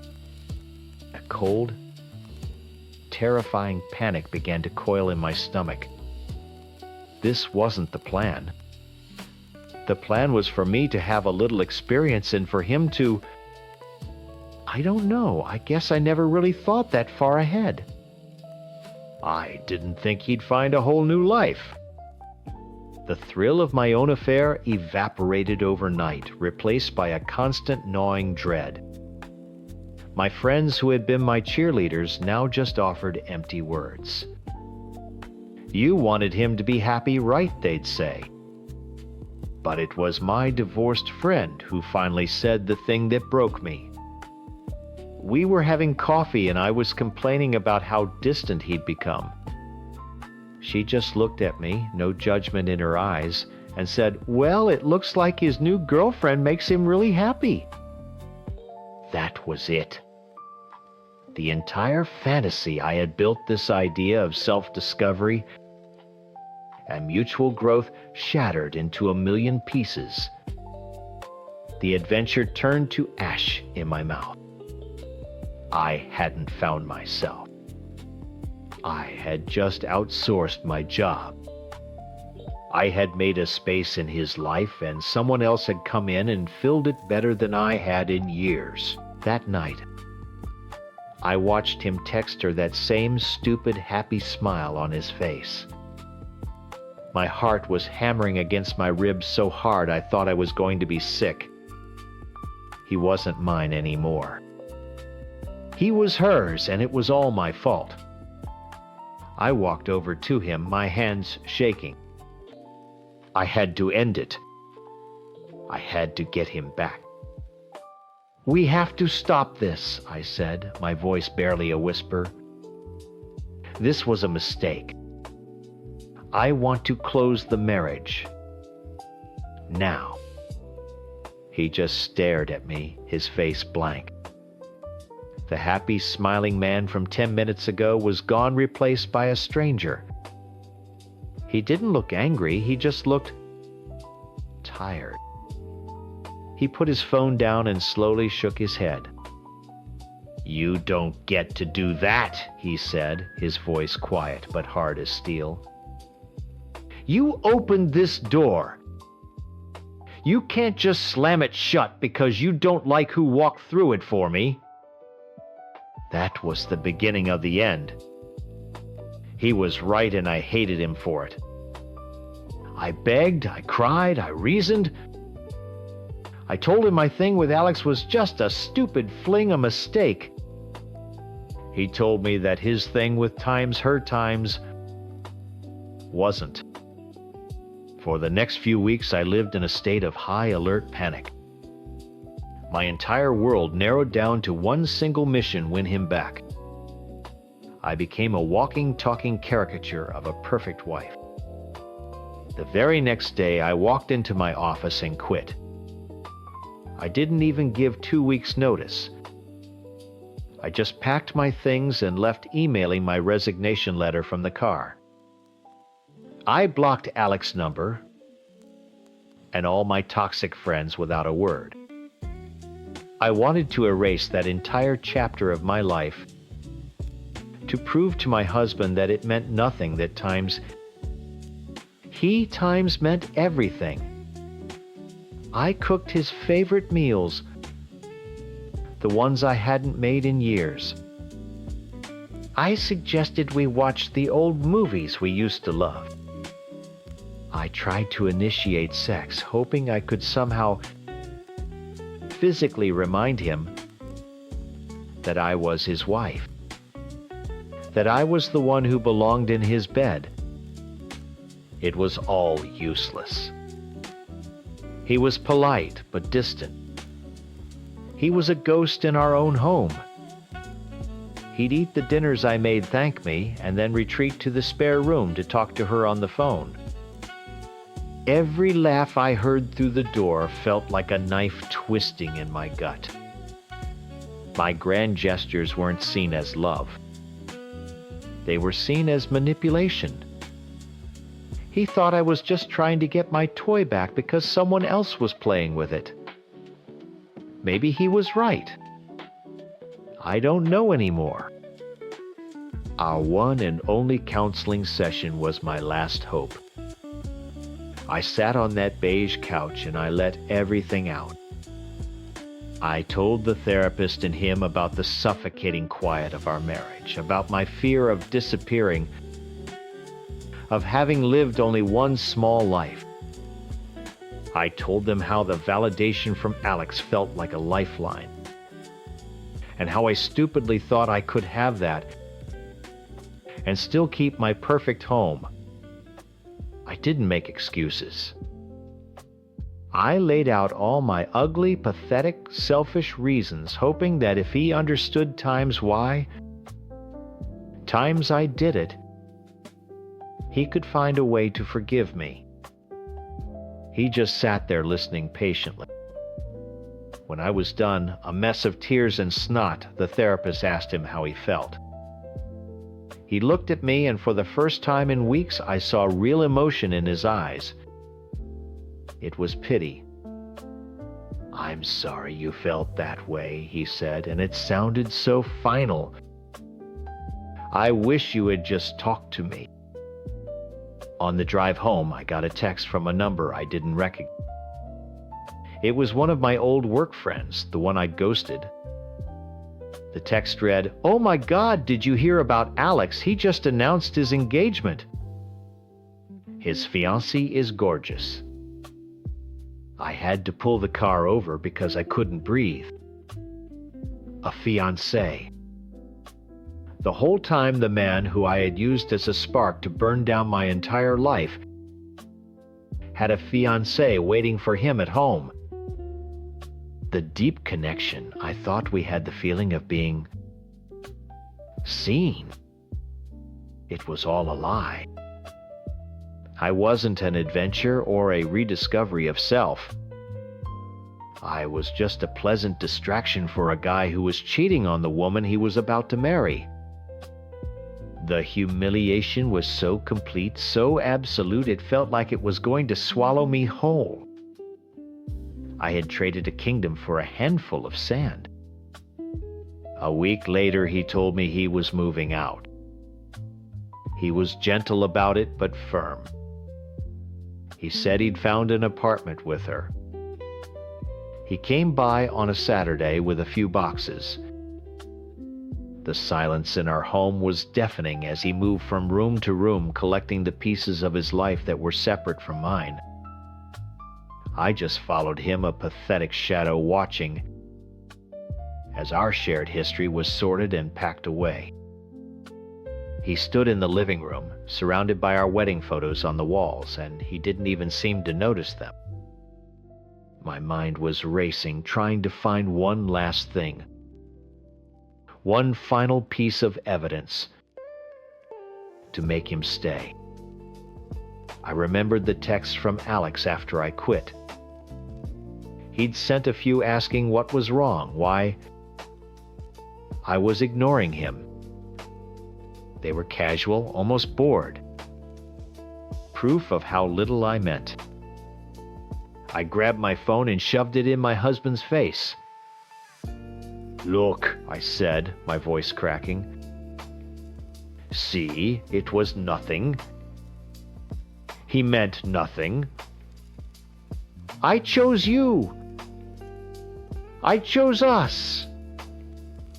He glanced at the screen and then looked back at me, his expression unchanged. It didn't matter. It was all too late. He picked up the last box. This was it. The final moment.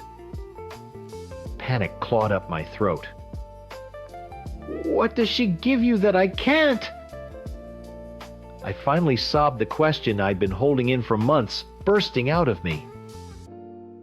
It wasn't about sex. It was about everything. What was the magic piece of me that I had let die? What did she have that I had thrown away? I needed to know what I had lost. He stopped at the door, his back to me. For a second, I thought he was going to turn around and say something. give me some kind of answer I could hold on to. But he never did. He just stood there for a moment in the silence. Then he opened the door and walked out, closing it softly behind him. The click of the lock echoed in the empty apartment. And I was alone.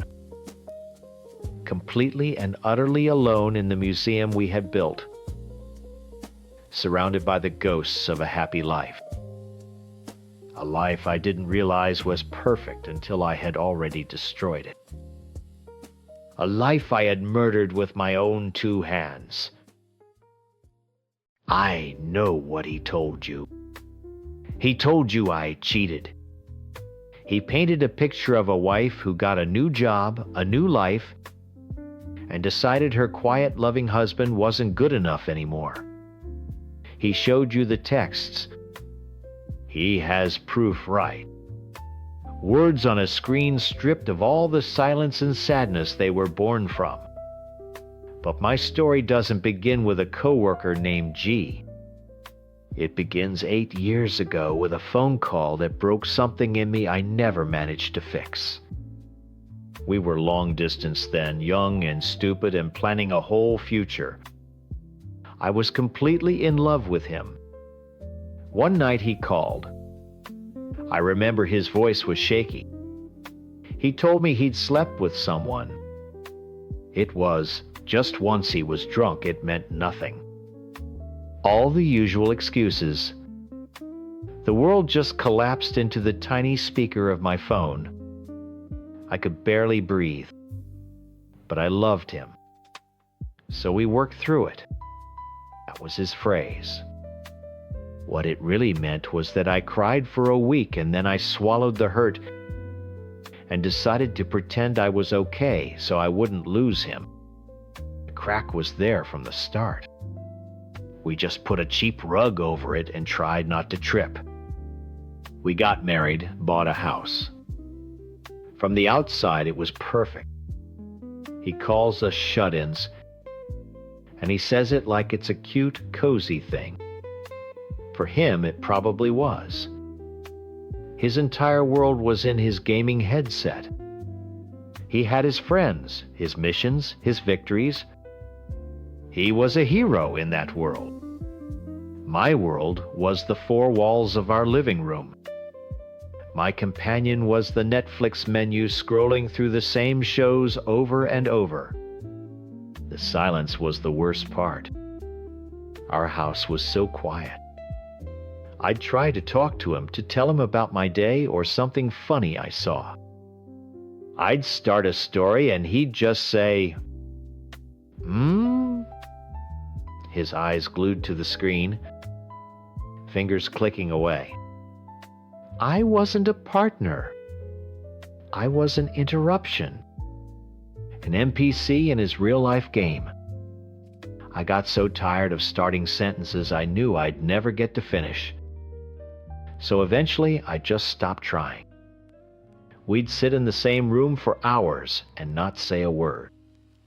He was happy in his world, and I was just there. Invisible. Getting that promotion wasn't about the money. It was a lifeline. Suddenly, I was leaving the silent house and going to an office full of people. People who talked and laughed. People who would ask, "How was your weekend?" and then actually listen to the answer. It was like I had been holding my breath for 8 years and could finally exhale. I remembered what it felt like to be a person, not just a piece of furniture in someone else's life. That's when the drinks after work started. It was a group thing at first. A bunch of us from the new team going out to celebrate. It felt so good to just sit and talk, to feel like I was part of something. And that's where I got to know G. My husband will tell you he was my affair partner. The truth is, he was just an audience. He was the first person in years who looked at me when I spoke, who didn't have one eye on a screen. He'd ask a question and then wait for the whole answer.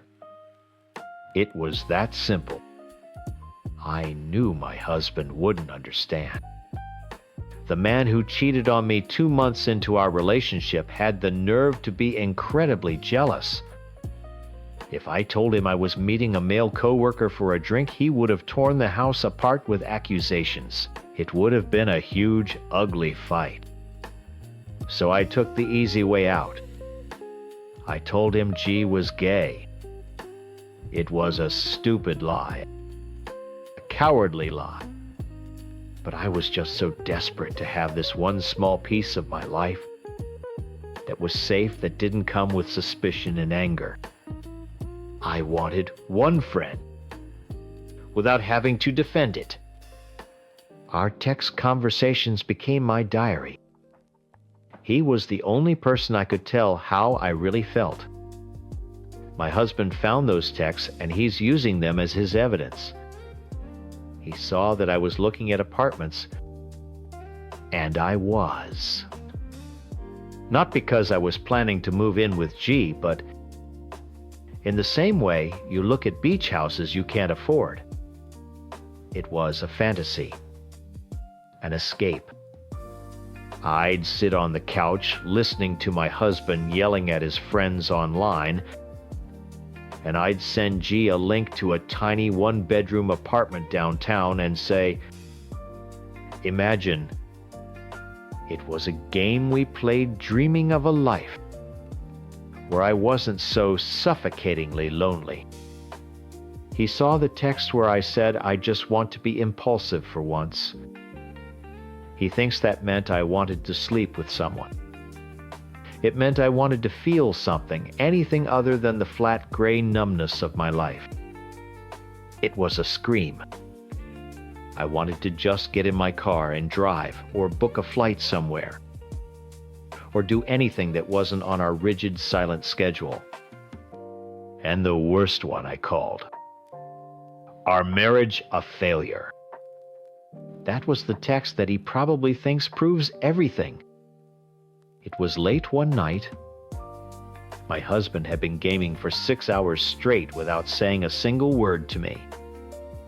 I felt so utterly alone sitting in my own home next to the man I married. I texted G. "This whole thing is just an unfortunate failure." It was raw and ugly and true. It was a moment of pure despair, whispered to the only person I knew wouldn't judge me. I couldn't say it to my husband. To him it would have been an attack. To G it was just a confession. I knew it was a dangerous game. I kept our chat on mute. I would delete messages sometimes, not because I was hiding an affair, but because I was terrified. I was terrified he'd find my one safe space, this one little outlet for all my sadness, and destroy it. He found it, he wouldn't see a cry for help. He'd only see betrayal. And then I would be completely and totally alone again. Last night, I got home from drinks with G and a few others. The house was dark, which was weird. My husband's car was in the driveway. I walked in and called his name. No answer. The only light was the glow from his computer monitor in the office. I walked over, expecting to see him with his headset on, lost in his game like always. But the chair was empty. His headset, which is Times, Always Times on the desk, was gone. His keyboard was dark. A cold feeling washed over me. Something felt wrong. I pulled out my phone to text him, my hands starting to shake. "Hey, where are you? Everything okay?" The message showed as delivered. I waited, staring at the screen, my heart pounding in the suffocating quiet of the house. A moment later, my phone buzzed in my hand. It was him. My relief was so sharp it hurt. I answered a breathless hello coming out. "Don't bother coming to look for me," he said. His voice was flat, colder than I'd ever heard it. It wasn't angry. It was empty. "What are you talking about? Where are you? I came home and—" He cut me off. "I'm at my mom's. I packed my things." I sank down onto the arm of the couch, my legs suddenly weak.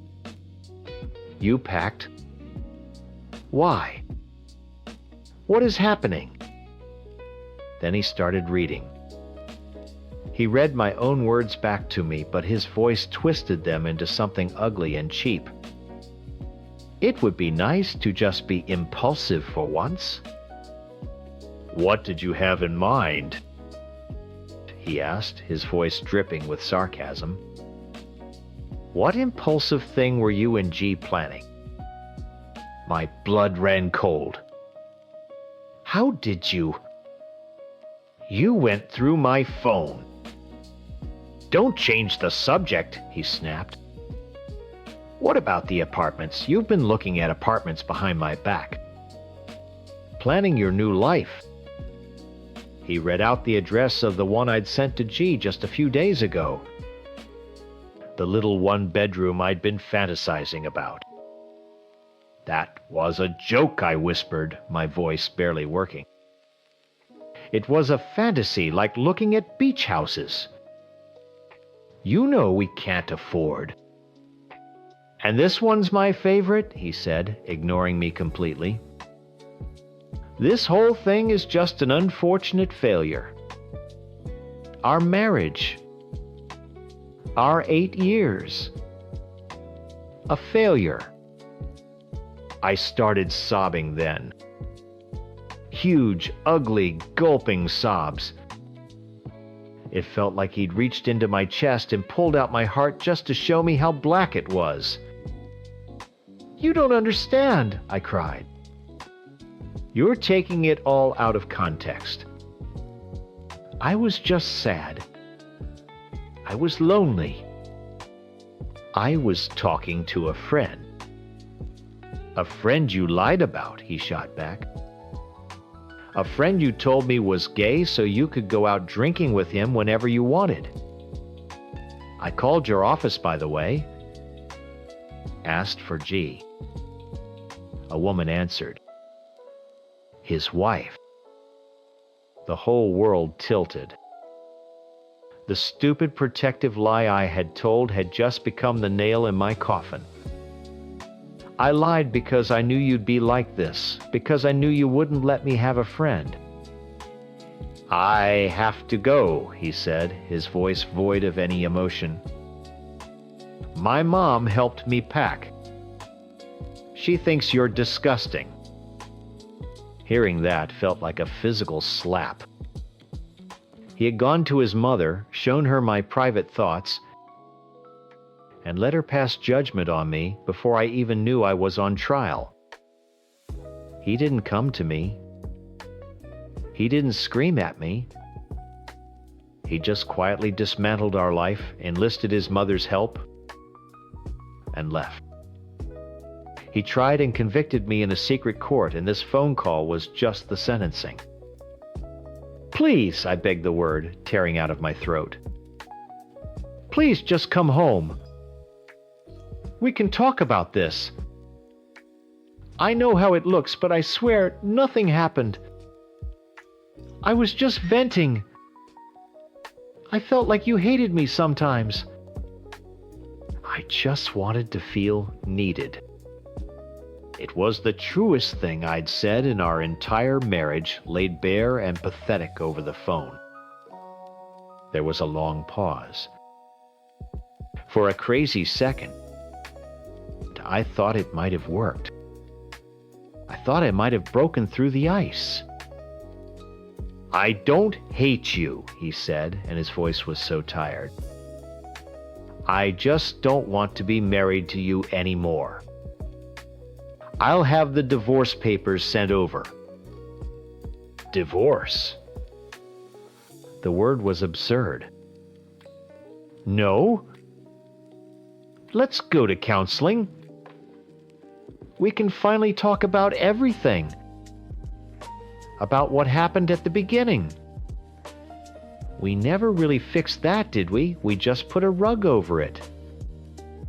I was desperate, throwing anything at the wall, hoping something would stick. There's nothing to fix, he said.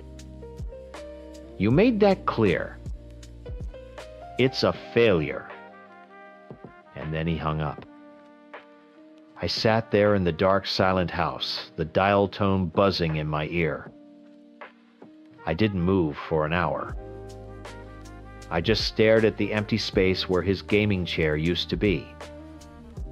The silence I had hated for so long was now absolute. He wasn't just in another world anymore. He was gone. The next few days were a blur. I walked through the house like a ghost, noticing all the little things he'd taken.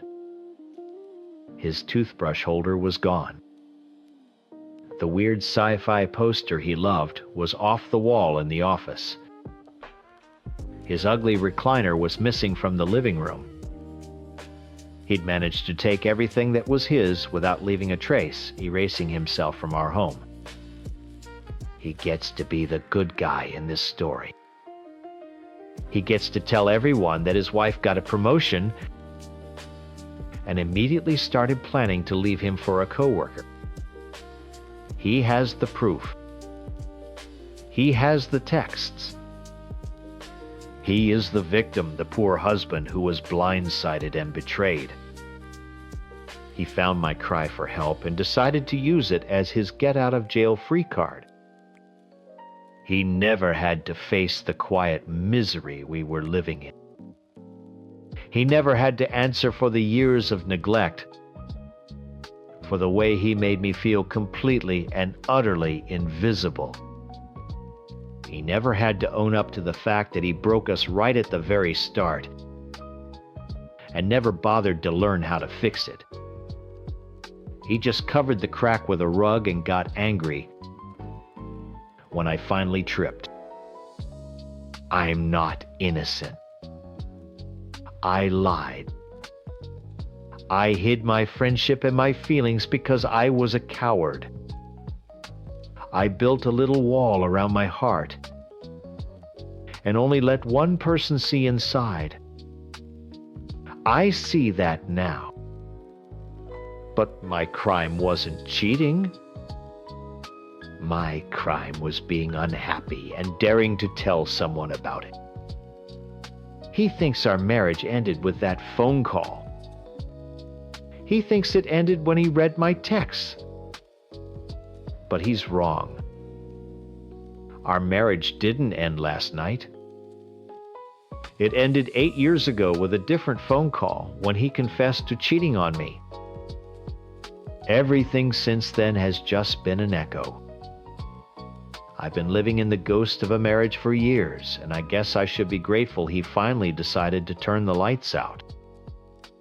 But right now, all I can feel is the cold. I'm the ex-girlfriend who took the wedding money. I know what you've all probably heard, and I know how it sounds. I'm the crazy cheating girl who emptied our joint account to run off with some guy I met in a video game. I get it. It sounds terrible. But you've only heard his side of the story. You heard about the numbers, the bank statements. You haven't heard about the 6 years before that, or the 1 year that broke everything. For 6 years, Mark and I were a team. Not just a couple, a team.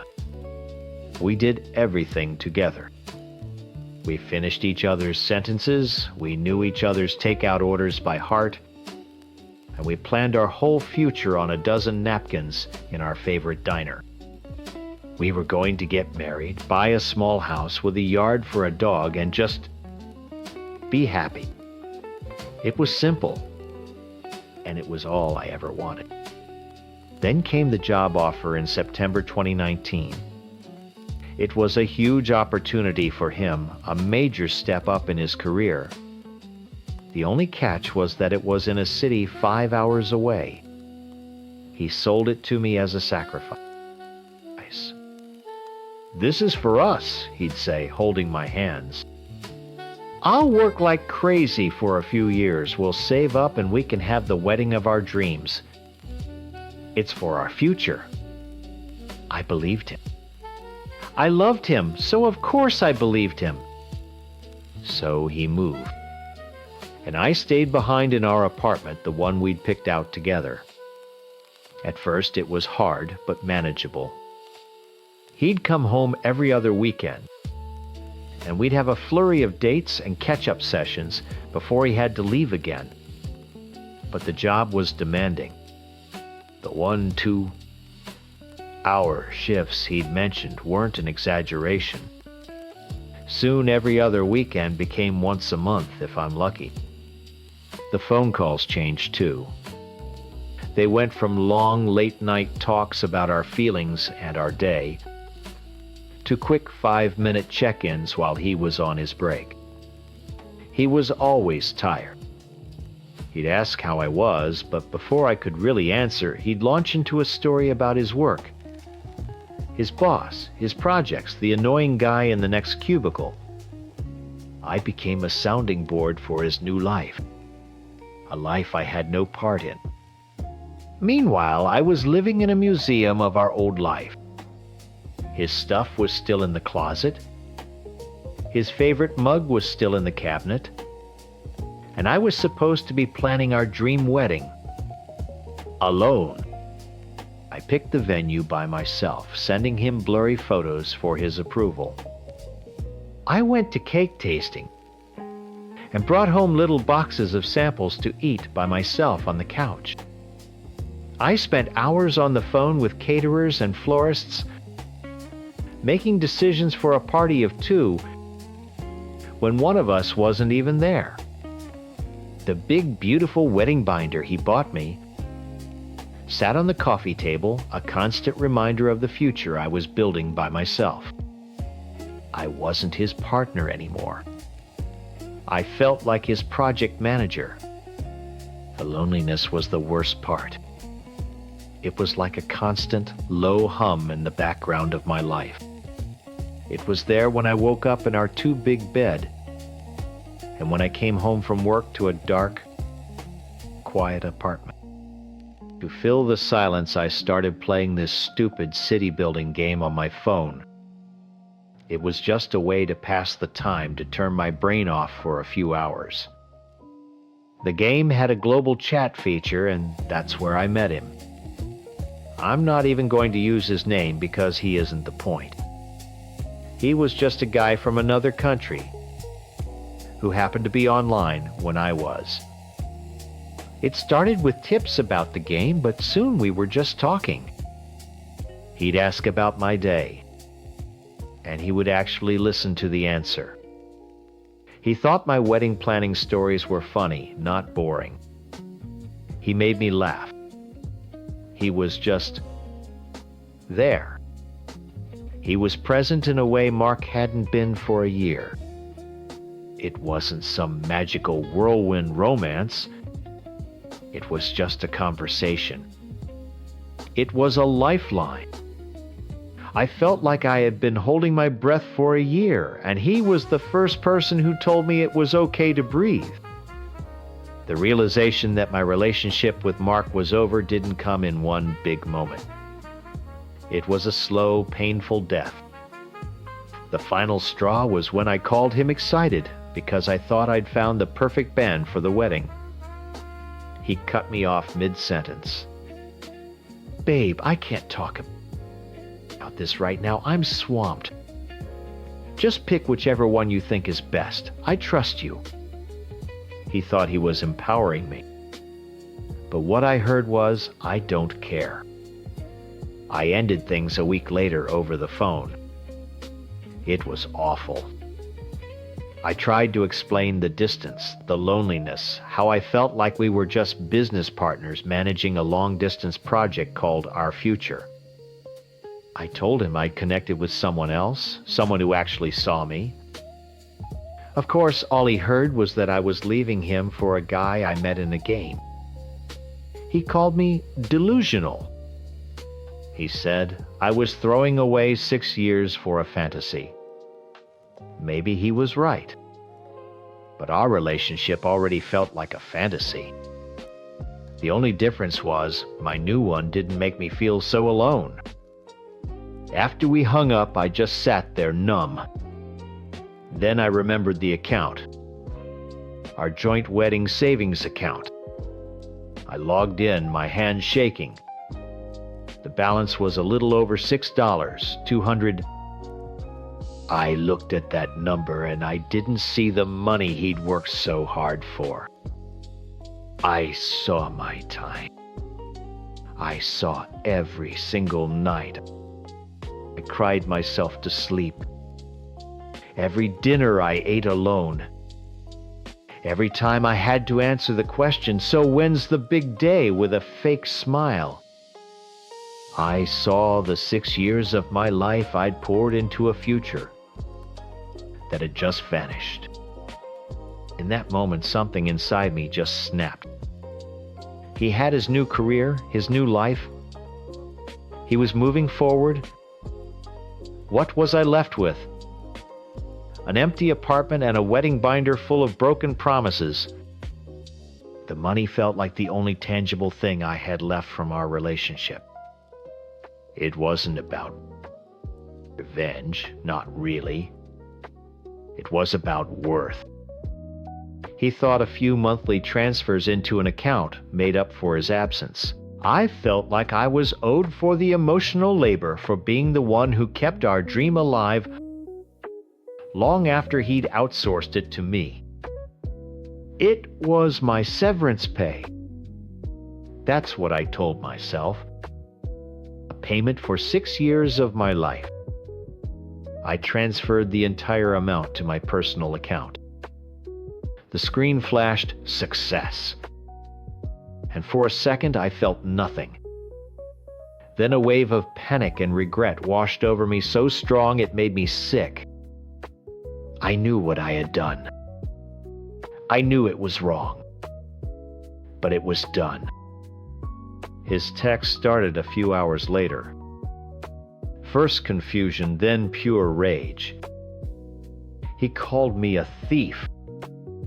A liar. He said he was going to destroy me. I blocked his number, my heart pounding in my chest. I spent the next day and a daze, alternating between crying and feeling this horrible, defiant anger. I didn't know what he would do, but I knew it wouldn't be pretty. This morning, my phone rang. It wasn't him. It was my dad.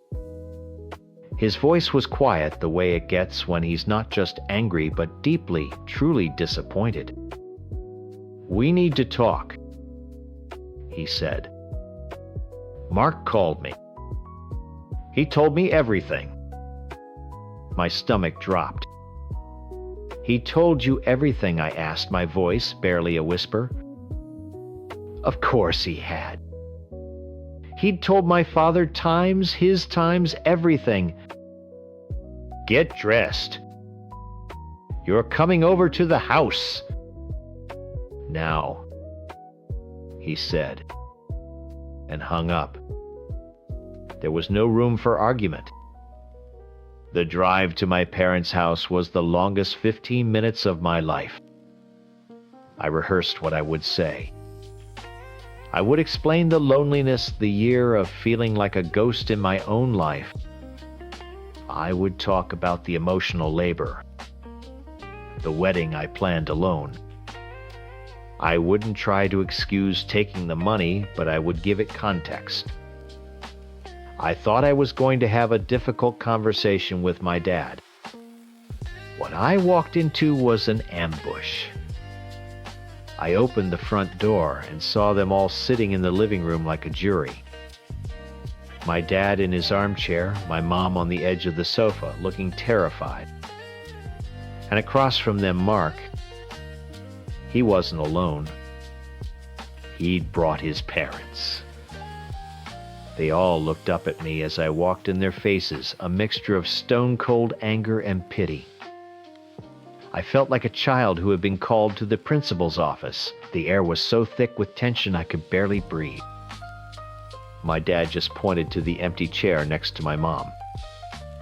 "Sit down." Mark's father started, but my mom cut him off. "Mark, what she did was wrong," she began, her voice shaking, but trying to be strong. "But you have to understand what she's been through. She has been so lonely this past year. Planning a wedding by yourself while you were busy. It takes a toll." She felt abandoned. It was the wrong thing to say. I could see it on their faces. Mark's mother scoffed quietly. To them, my mom's words didn't sound like an explanation. They sounded like a childish excuse. It just made me look spoiled and weak, as if loneliness was a good enough reason to steal thousands of dollars. My mom was trying to defend me, but she was just digging a deeper hole for us both. Mark held up a hand, calm and collected. He was in his element. This was a business negotiation now. "I understand you're upset," he said, "not to me, but to my father. I am too. We can talk about feelings later. Right now, I just want to resolve the issue of the money." He pulled out a folder. Inside were neatly printed bank statements. He had highlighted every single transfer he'd made into the wedding account since we opened it. He had dates, amounts, everything. Cold, hard facts. He wasn't there to talk about the 6 years we spent together. He wasn't there to understand why I was heartbroken. He was there to collect a debt. "My total contribution to that account," he said, his voice flat and even, "was $4,823. The rest was from her contributions and a little bit of interest." He passed the statements to my father. My dad, a man who understands numbers better than he understands emotions, studied them for a long moment. I watched my entire 6-year relationship get reduced to a ledger sheet in my father's hands. Every sacrifice I'd made, every tear I'd cried, every lonely night erased. All that mattered were the numbers on that page. Mark even took out his phone. "You can log into my bank app on your phone if you want to verify it yourself, sir." It was the ultimate humiliation, proving my theft to my own father on his own phone. My dad didn't even look at me. He just nodded slowly and handed the papers back to Mark. "She'll pay you back," he said. "All of it. The $4,800. He couldn't even say the full number. "I'll work out a payment plan with her. You'll get your money." And that was it. Case closed. The tribunal had reached its verdict. Mark had won. He had proven I was a thief, and in doing so, he had completely ignored the reason I'd done it. My family saw it too. They didn't see a woman who had been driven to a desperate, stupid act by a year of emotional neglect. They just saw the numbers. They saw the crime. Mark and his parents left shortly after that. There were no goodbyes. The car ride home with my parents was silent. It was a horrible, heavy silence, worse than any shouting match could ever be. When we got to my apartment, my dad turned off the car, but didn't make a move to get out. "I don't even know who you are anymore," he said, staring straight ahead at the windshield. "We didn't raise you to be a thief." "Dad, please," I begged, tears finally streaming down my face. It wasn't about the money. He left me. He was gone for a year, and he just expected me to wait and plan a party. "I don't want to hear it," he cut me off. "You can feel however you want to feel. It doesn't give you the right to take what isn't yours. You embarrassed me. You embarrassed your mother. You embarrassed yourself." I was left with nothing to say. He was right about the act, but so wrong about the cause. He had agreed to a payment plan. He would pay Mark directly every month, and I would pay him back. I was a 8-year-old woman, put on an allowance by her father to pay back the man I was supposed to marry. The weeks that followed were the loneliest of my life. My relationship with my parents is strained. We talk, but it's different.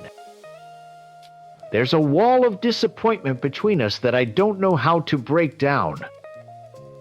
They look at me and see a liability, a problem they had to solve. And the online guy, it faded just as Mark said it would. Once real life came crashing down, the fantasy of our little online world couldn't hold up. We stopped talking a few weeks after the intervention. He was a symptom of my loneliness, a temporary fix for a much bigger problem. He was never the point. The point was the emptiness Mark left behind. I know I was wrong. I know taking the money was a stupid, impulsive, and illegal thing to do. I live with that regret every single day. I'm paying the money back. And I'm paying for my mistake in a dozen other ways too. But I'm not the villain he painted me as. I'm not a cold, calculating thief. I'm just the woman who spent 6 years building a future with a man only to be told that my time, my effort, and my heart weren't worth as much as the numbers on his bank statement. He took my future, so I took the money. We both know we can never get either of them back. I know what she's telling everyone. I know what she's told him, that I'm the crazy, obsessed wife of his best friend, that I'm trying to break them up, that I'm in love with him. I can almost hear the words coming out of her mouth, all reasonable and calm, making me sound like a monster. And I guess if you only see the little pieces she wants you to see, maybe I do look like one. But you're not seeing the whole picture. You're not seeing what my life was like before she came along and decided I was the villain in her story. My marriage to John is a business arrangement at this point. We live in the same house, we sleep in the same bed, and we go to fertility appointments together, like we're partners working on a very stressful, very expensive project. The project is fix our broken marriage with a baby. It's not working. We both know it's not. We broke this thing years ago. He cheated, then I cheated. It was an ugly, quiet war that ended in a truce because we were too tired to keep fighting and too scared to leave. So we stay. We haunt this big, empty house, and pretend that a positive pregnancy test will somehow make us love each other again. In all of that mess, there was Alex, my husband's best friend. And know before you even think it, it was never like that. Not once. He wasn't a shoulder to cry on so I could make a move. He was my person, my brother.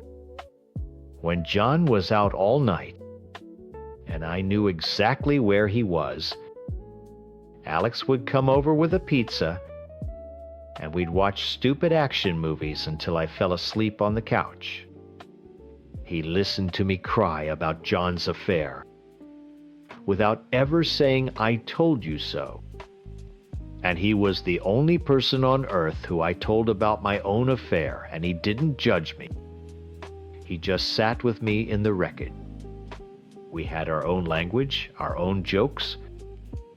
The whole sexy and good-looking thing in text, that was a running gag that started years ago, way before her. Our friend group always joked about how ridiculously good-looking he was, and it became my dumb way of teasing him. It was never serious. It was just us. Easy. Comfortable. The picture she probably found on his phone, yeah, I know the one. It was from my birthday 2 years ago. We were all drunk. Someone dared me to do something stupid for a photo, and I did. It was a dumb, meaningless picture from a time when we could still be dumb and meaningless. He was my safe place. The one part of my life that didn't feel like a complete and utter failure. And then he met her. The first time I met her was at a barbecue at our house. John and I were in the middle of a bad week. Another negative test, another silent, tense dinner. I was not in the mood for company, but Alex was so excited for us to meet her. The second she walked in, I felt it. This cold, assessing look. She wasn't looking at me like a person. She was looking at me like a specimen. She's a few years older, and she has this whole I have my life together vibe that she wears like armor. She smiled, but it didn't reach her eyes. Her questions felt like a test. So, what do you do? How long have you and John been married? Do you guys live far from your families? It wasn't conversation. It was data collection. I could feel her filing away the information, judging my messy life, my tense marriage, my very existence. She was sizing me up, deciding if I was a threat. I could see the label she was putting on me, the troubled best friend's wife. So I shut down. I gave one-word answers. I didn't engage. If she was going to put me in a box, I wasn't going to help her decorate it. I built a wall right then and there because I just knew she was here to take him away from me. I saw it happen slowly at first. Alex started answering my texts less. He'd make excuses when I asked him to hang out. When we were all together, he was more reserved, more careful. I could feel her watching us, analyzing our every interaction. The easy, goofy way we used to be was gone. He was being sanitized, cleaned up for his new perfect life with his new perfect girlfriend. The messy friends were being phased out. Panic set in.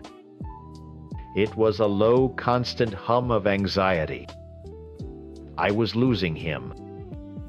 I was losing my only anchor. So I did something stupid.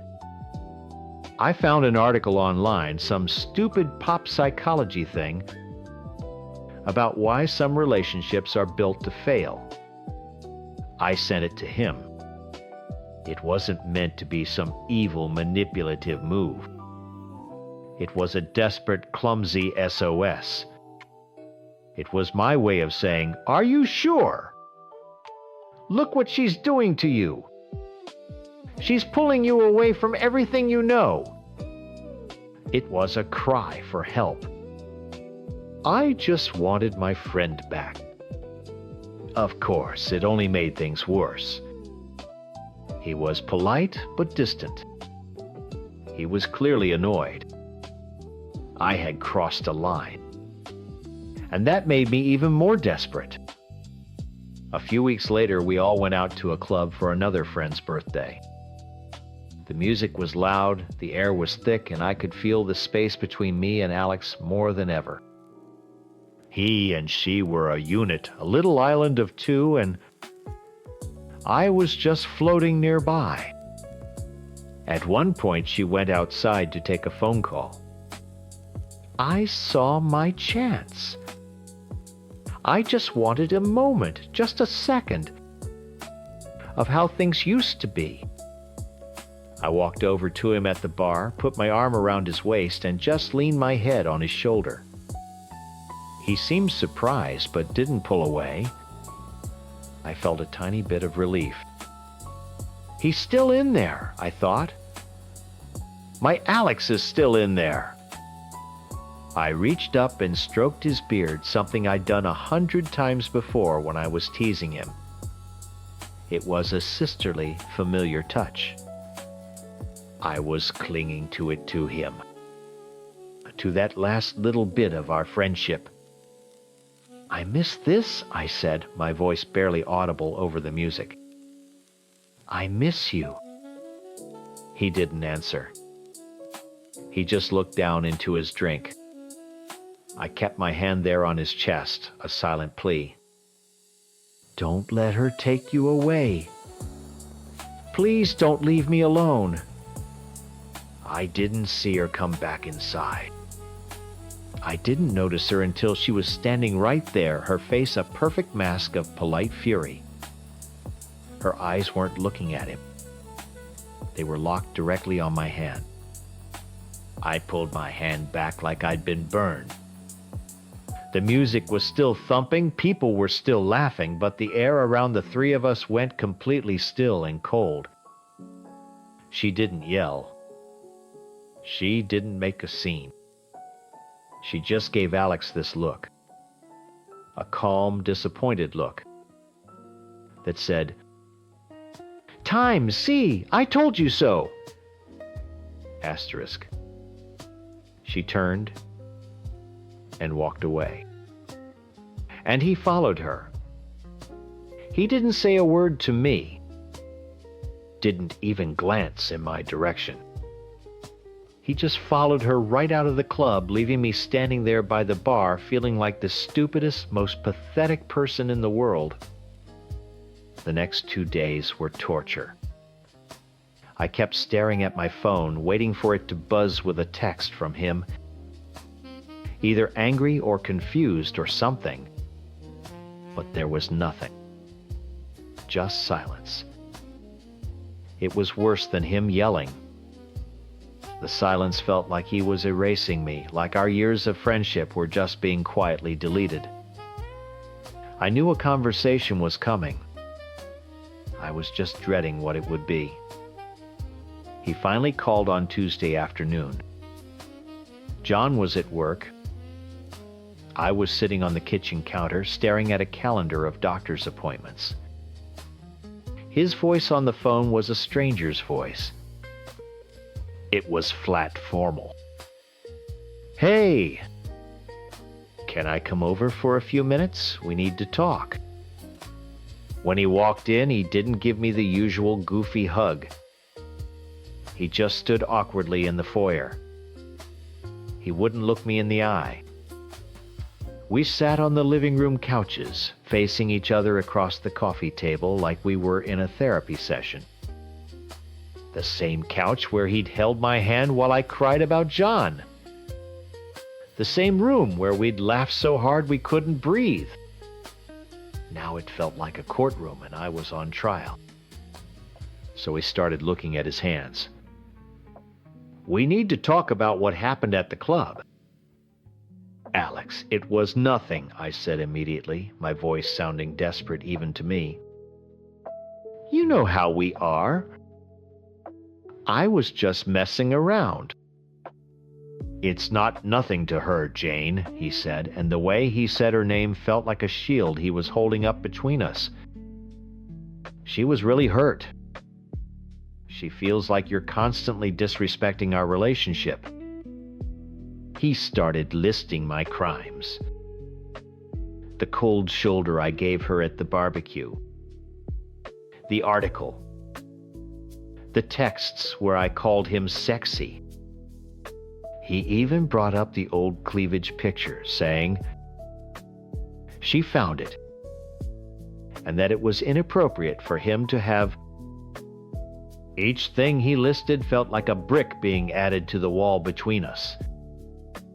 He was taking every piece of our history, every inside joke, every moment of our friendship, and twisting it into evidence for her case against me. He was rewriting our story through her lens. That's not fair, I finally burst out.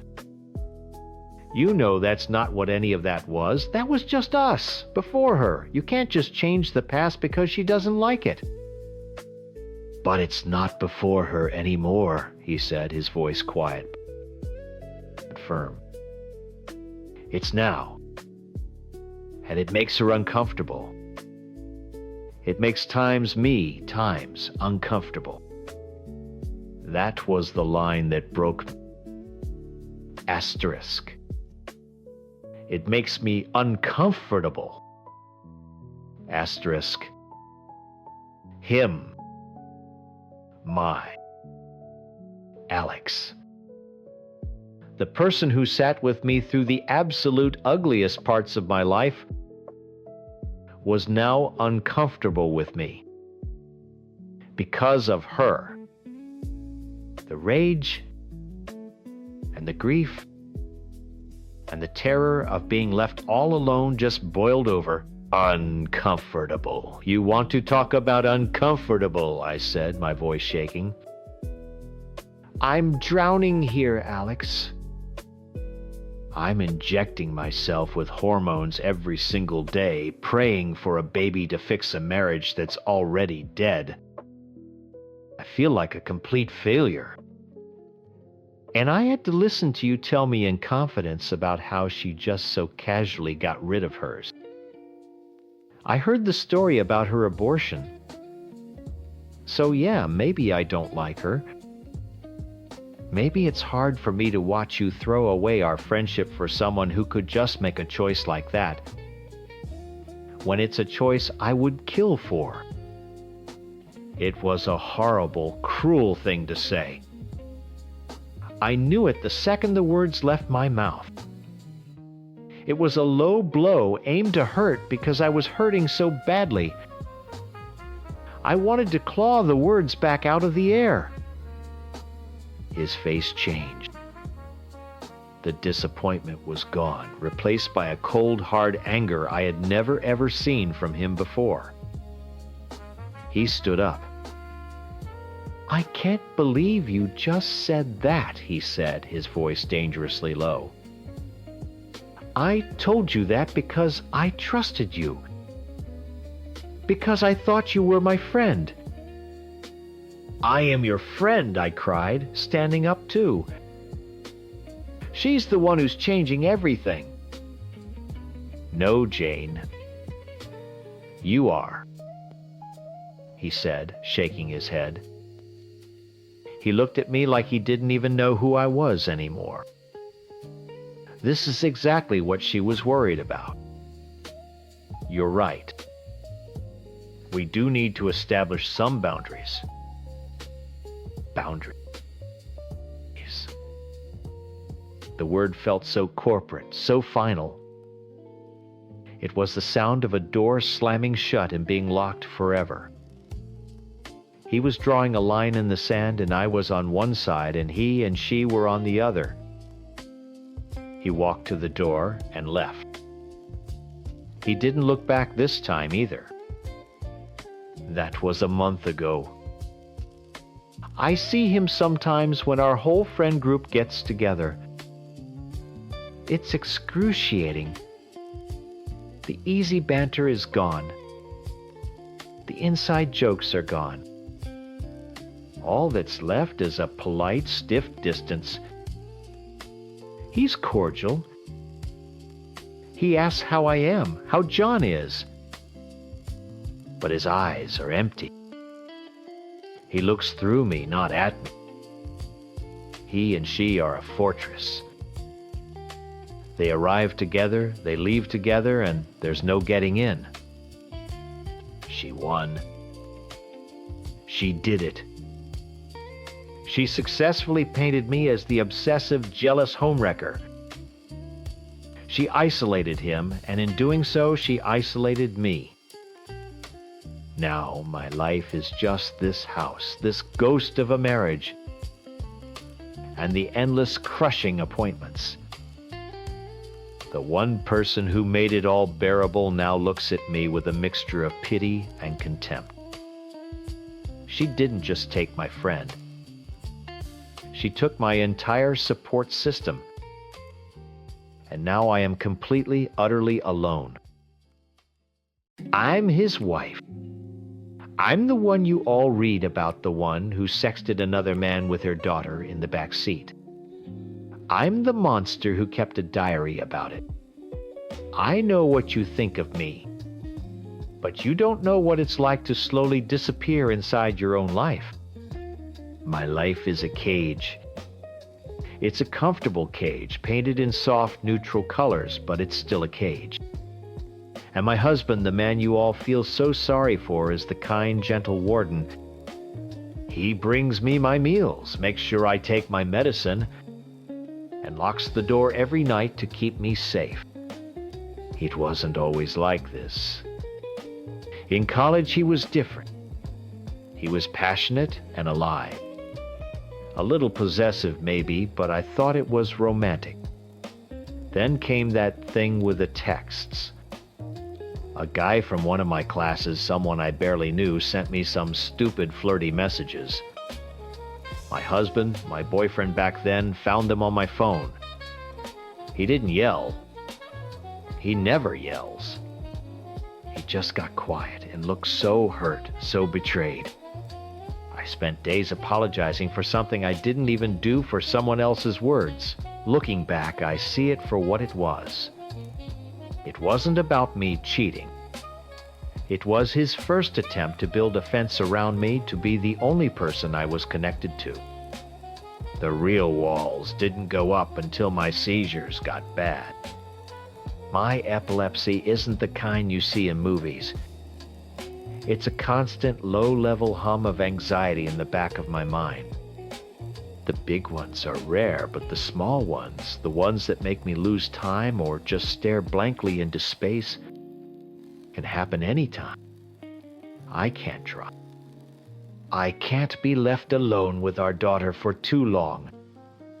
My world shrank and he became my full-time manager. After our daughter was born, the fence became a fortress. He stopped seeing a wife. He saw a patient.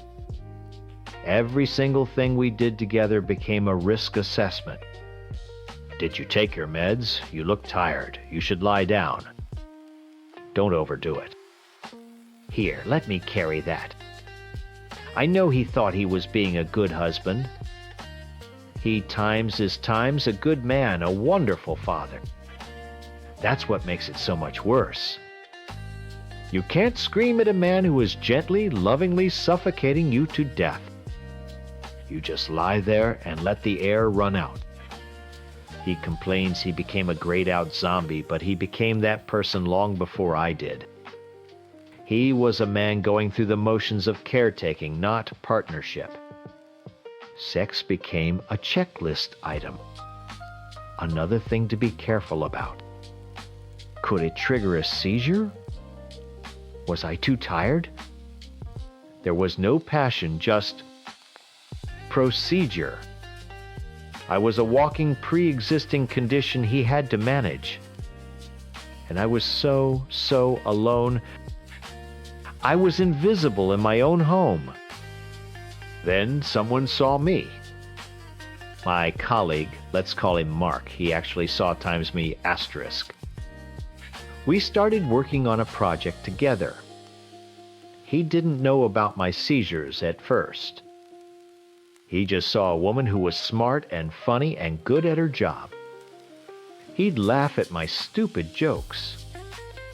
He'd listen when I talked about a book I was reading, not just nod while secretly counting the pills in my weekly organizer. We became friends. Real friends. The kind of friends I hadn't had since before my diagnosis took over my identity. That day at the gas station, it was a breaking point. My husband was in the store with our daughter getting her a snack. I could see them through the window. He was crouched down laughing with her, his face lit up. He was in his perfect dad bubble. I was just the fixture in the passenger seat, the cargo he had to transport from one safe place to another.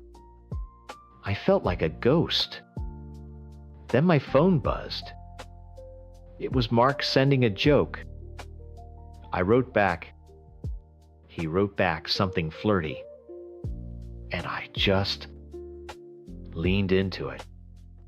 It was a jolt of electricity in my grayed-out world. It was stupid, and so reckless to do it right there. But I was so trapped, so desperate to feel something real, something that was just for me. For a few minutes, I wasn't a patient or a mother. I was just a woman talking to a man who found her desirable. The diary was my only escape. It was the one place on earth I didn't have to pretend. I wrote everything down. My husband thinks my other life was this secret world away from him and our daughter. He's wrong. My other life was the one he managed the life of the sickly, dependent woman in our quiet gray house. The affair, the feelings I had for Mark, that was my times, real times life. It was messy and wrong, but it was mine. I wrote about the one-night stand. I had a desperate and clumsy attempt to feel something physical after our daughter was born, and my husband started treating me like glass. I wrote about Mark, about our conversations, about how it felt to be seen. The work trip was supposed to be a breath of fresh air. A whole week of being a person. I told my husband it was a mandatory conference. It was, but Mark was going too. We shared a hotel room. It wasn't some wild, passionate romance. We talked for hours. We ordered room service and watched bad movies. I could snuggle up against him on the couch without him putting a hand on my forehead to check for a fever or asking if my aura felt weird. He saw me. Just me. But it was complicated. I felt so much guilt, so much confusion.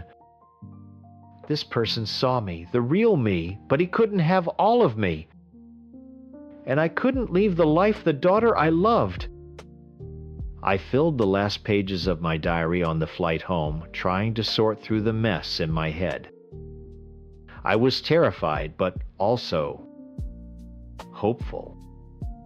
Maybe I could find a way to integrate these two worlds to bring some of that whole alive person back into my cage.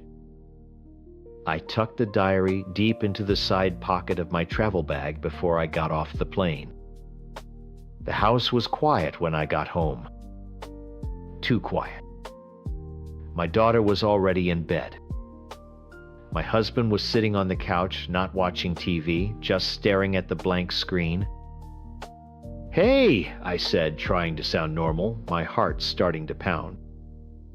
"Long flight." He didn't turn around. He just said, his voice flat and empty, Welcome home. How was the trip? It was fine. Work stuff, you know. I dropped my keys on the counter, my hands shaking a little. I just wanted to go upstairs, take a shower, and pretend to be the person he expected me to be. I put your bag in the bedroom, he said, still not looking at me. I nodded, even though he couldn't see me. Thanks. I'm exhausted. I think I'm just going to head up. I walked into our bedroom. My travel bag was on the floor by the closet, and the side zipper, the one I had carefully, deliberately zipped shut on the plane, was open. My blood went cold. It was like one of my seizures, but I was wide awake for this one. The world tilted, and all the sound rushed out of the room. The zipper. That stupid little metal zipper was smiling at me wide open. I had checked it. I know I had. I zipped it shut on the plane, tucking my whole secret life away. But there it was. Open. I didn't even need to look inside. I knew the diary was gone. My stomach dropped. I felt dizzy sick. For a second, I just stood there, staring at the empty side pocket of my bag, my hand half raised like I could somehow undo it. Then I walked back downstairs. My legs felt like they were moving through wet cement. He was still on the couch, but he had turned to face the stairs. And there it was on the coffee table between us. My diary! Open! He had it laid out like a piece of evidence at a trial. My trial. I know, he said. His voice wasn't angry. It was worse. It was dead. The voice he used when a doctor gave us bad news about my medication. Calm, detached, absorbing a problem. I just stared at him. What was I supposed to say? The air was so thick I could barely breathe. I know about the other guy, he continued as if I hadn't heard him. He gestured at the diary. All of it. The texts I saw at the gas station were just the tip of the iceberg, weren't they?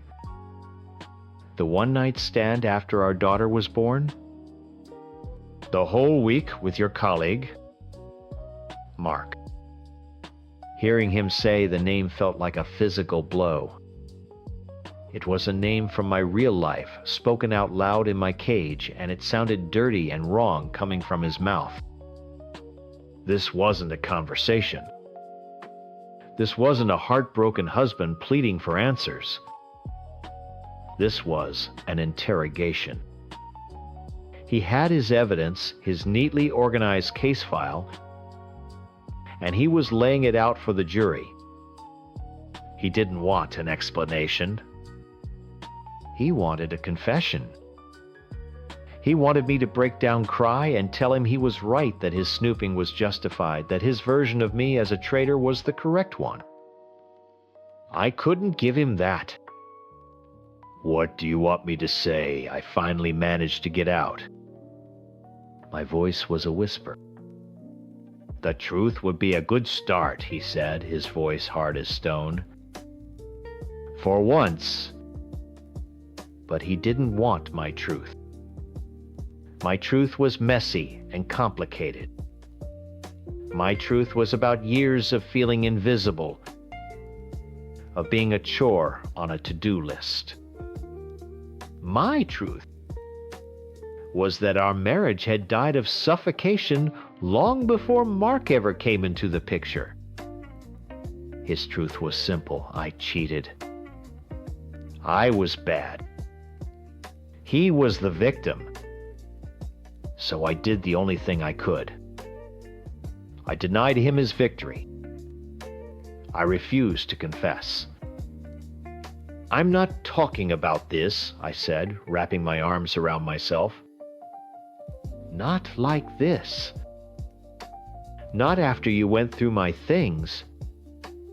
It was a last desperate attempt to protect the one tiny corner of my life that had felt like my own. It wasn't even a lie to him anymore. It was a refusal. A final act of rebellion. Of course, he didn't see it that way. He saw a liar cornered and still lying. His face, which had been a cold mask, finally cracked. Not with sadness, but with a kind of disgusted certainty. "Right," he said, nodding slowly. "Of course. You're not going to talk about it." He picked up his phone from the coffee table. We stood there in a silence that felt louder than screaming. He had already called someone. I knew it. He had a plan. He always has a plan. I was just the problem he needed to solve. The doorbell rang. The sound made me jump. He didn't move, just looked at me. He was waiting for me to see the final piece of his plan fall into place. I walked to the door like a zombie and opened. It was my father. My heart shattered into a million pieces. My own dad. He looked exhausted. He looked past me, his eyes landing on my husband, standing in the living room. He walked right by me as if I wasn't even there, and went straight to him. He put his arms around my husband and gave him a hug, a solid, supportive hug. A hug that said, times, "I'm on your side. We'll get through this." Asterisk. Then he turned and looked at me. There was no anger in his eyes, just a deep, profound disappointment that I knew so well. It was the same look I got when I had a seizure at a family dinner, or when I had to tell him I couldn't drive my own daughter to his house. It was the look that said times, "You are the problem to be managed," asterisk. "Your husband called me," he said, his voice heavy. "He told me what happened." In that moment, it was all confirmed. To them, I wasn't a person who had made a terrible, complicated mistake. I was a liability. The broken daughter, the cheating wife, the sick woman who couldn't be trusted. My husband and my father, the two men who were supposed to be my protectors, were now united against me, their faces etched with the same weary resignation. "Go pack a bag," my dad said. It wasn't a suggestion. "You're coming to stay with me for a while." I didn't argue. What was the point? I had been officially exiled. I walked back upstairs, my husband and father watching me go, and packed a few things into a different bag, a smaller one. I felt completely hollow. I could hear them murmuring downstairs, planning my life without me in it. I looked around the bedroom that was no longer mine at the life I had tried so desperately to escape and had now completely destroyed. When I came back down, my husband wouldn't look at me. He was just staring at the wall, his jaw tight. My dad took my bag from my hand. I walked out the front door of my own house, the house where I'd brought my baby home, and didn't look back. I'm at my dad's house now in my childhood bedroom. It's been 3 days. I haven't heard from my husband. My dad brings me meals and makes sure I take my meds. It's a new cage, but an old familiar one. I know what you're thinking. That I got what I deserve. Maybe I did. I hurt a good man, a man who tried his best to take care of me. I know that. I see his pained face in my mind every time I close my eyes. But I can't bring myself to regret the feeling of being seen. I can't regret the few weeks where I felt like a whole person instead of a collection of symptoms. The affair was a symptom, not the disease. The disease was the quiet gray life where I had no identity beyond patient. I tried to build another life, a real one in secret. And when my two worlds crashed into each other, they both burned to the ground. I lost my husband, my home, and I don't know when I'll see my daughter again. I've been officially cast as the villain in my own story. And the worst part is, I don't know if I'll ever be able to convince anyone, even myself, that I was just trying to be the hero. I know my ex-husband Alex is telling everyone I'm crazy. I'm sure he's having a field day with this, painting me as the jealous ex-wife who can't handle his new happy life. And maybe some of it looks that way from the outside. But nobody knows what I know. Nobody understands that I wasn't being jealous. I was being a mother. It's been 3 years since the divorce. 3 years of being a visitor in my own children's lives. Alex has primary custody of our two boys who are 6 and 4. I get them on weekends when I can. He makes it sound like I'm a flaky part-time mom always canceling for work. He has no idea what it's like to be the one who had to start over from scratch, to claw my way up in a demanding job, just to afford a tiny apartment for my sons to visit. He stayed in our house with our memories and just slotted someone new into my place. Her name is Chloe. She's 26. When Alex told me she was moving in, he said she was a natural with the boys and that she handles 50% of the child care. He said it like it was a good thing. Practical solution. To me, it felt like a knife twisting in my gut. 50%. She gets to be 50% of their mother.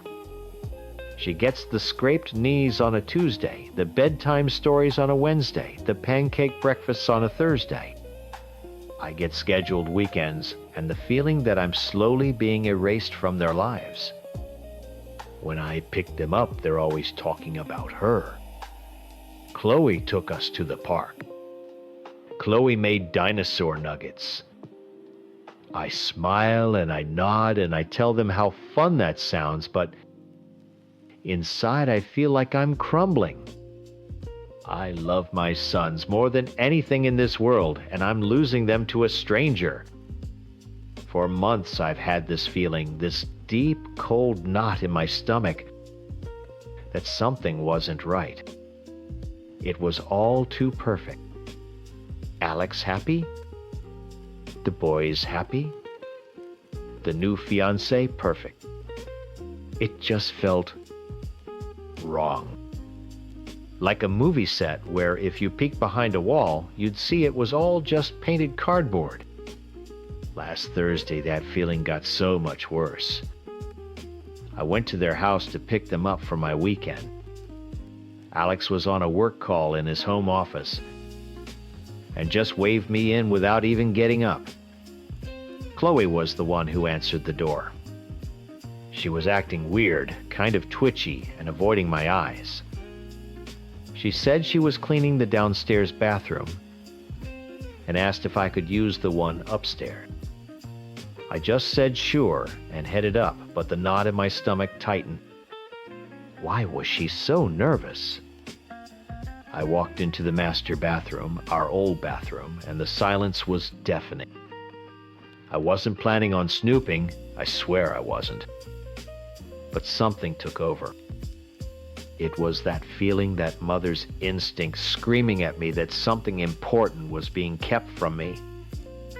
My hand was shaking as I reached out and opened the medicine cabinet.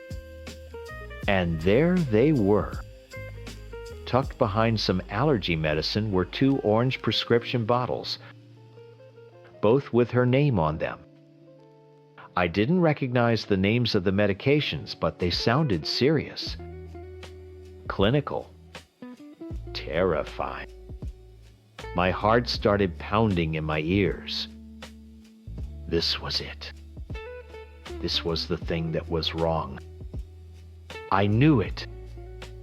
Without thinking, I pulled out my phone, my fingers fumbling, and took a quick, blurry picture of each label. I shut the cabinet, flushed the toilet for show, and went back downstairs to get my kids, my mind racing 1,000,000 miles an hour. The whole drive to my apartment, I felt sick. Later that night, after I'd tucked the boys into bed, I finally pulled out my phone and zoomed in on the pictures. I typed the first drug name into Google. My blood went cold. Antipsychotic. I clicked on the link. It was used to treat schizophrenia, bipolar disorder, psychosis. It talked about side effects, about managing violent episodes and delusions. I looked up the second one. It was another similar drug sometimes used for severe treatment-resistant depression. I couldn't breathe.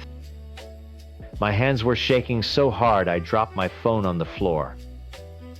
This woman, this 26-year-old girl, who was 50% of their caregiver, was on heavy-duty psychiatric medication for conditions that could make her unstable, dangerous. And my ex-husband, the man I had trusted with my children's lives, never said a single word. He let her move in, let her be alone with them, let her put them to bed at night, all while keeping this massive critical secret from me. Any trust I had left for him completely evaporated in that moment. My weekend was a write-off. I told Alex I had to cut it short because of a big project at work. It was a lie. The real project was me trying not to completely fall apart. How was I supposed to play at the park and read bedtime stories when all I could picture were worst-case scenarios? I was consumed with a terror so deep it made me nauseous. I had to get them back there, but I couldn't just hand them over without some kind of protection. I felt totally powerless. Before I drove them back, I knew I had to do something. It was clumsy, I know it was, but I was desperate. I sat my 6-year-old down on my bed. Honey, I started trying to keep my voice from shaking. Mommy needs to tell you something very important, and it's our secret. Chloe, she has a sickness in her brain. Sometimes it can make people act different, or a little crazy. I need you to be very careful. If she ever says something or does something that scares you even a little bit, you have to tell me right away. Okay, you promise. He just nodded, his eyes wide. I felt awful, but I also felt like I was giving him the only armor I could. I was arming him with awareness because his father refused to. I dropped them off on Saturday evening, gave Alex the fake work excuse, and fled before I could start screaming at him. I spent all of Sunday just staring at my phone, my stomach in knots. I knew my son. He's not good at keeping secrets from his dad. I was just waiting. Waiting for the fallout. Just after dinner, my phone buzzed on the coffee table. The screen lit up with his name. Alex. I took a deep breath and answered. I didn't even get to say hello. What the hell did you say to our son? Alex's voice was a low growl, the kind he used when he was trying to control a rage. My own anger flared up hot and immediate. I told him the truth. The truth you've been hiding from me. The truth? You went into my bathroom, you snooped through my fiancé's private medical information, and you terrified our 6-year-old.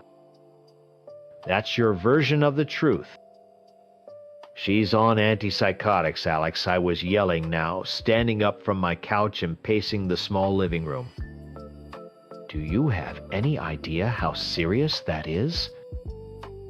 You have a woman on heavy-duty psychiatric drugs watching our children? And you didn't think I had a right to know? He actually laughed.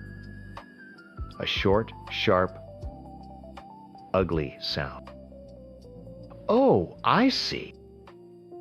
So you played Dr. Googled something you don't understand and decided she's a danger. This has nothing to do with you being jealous, right?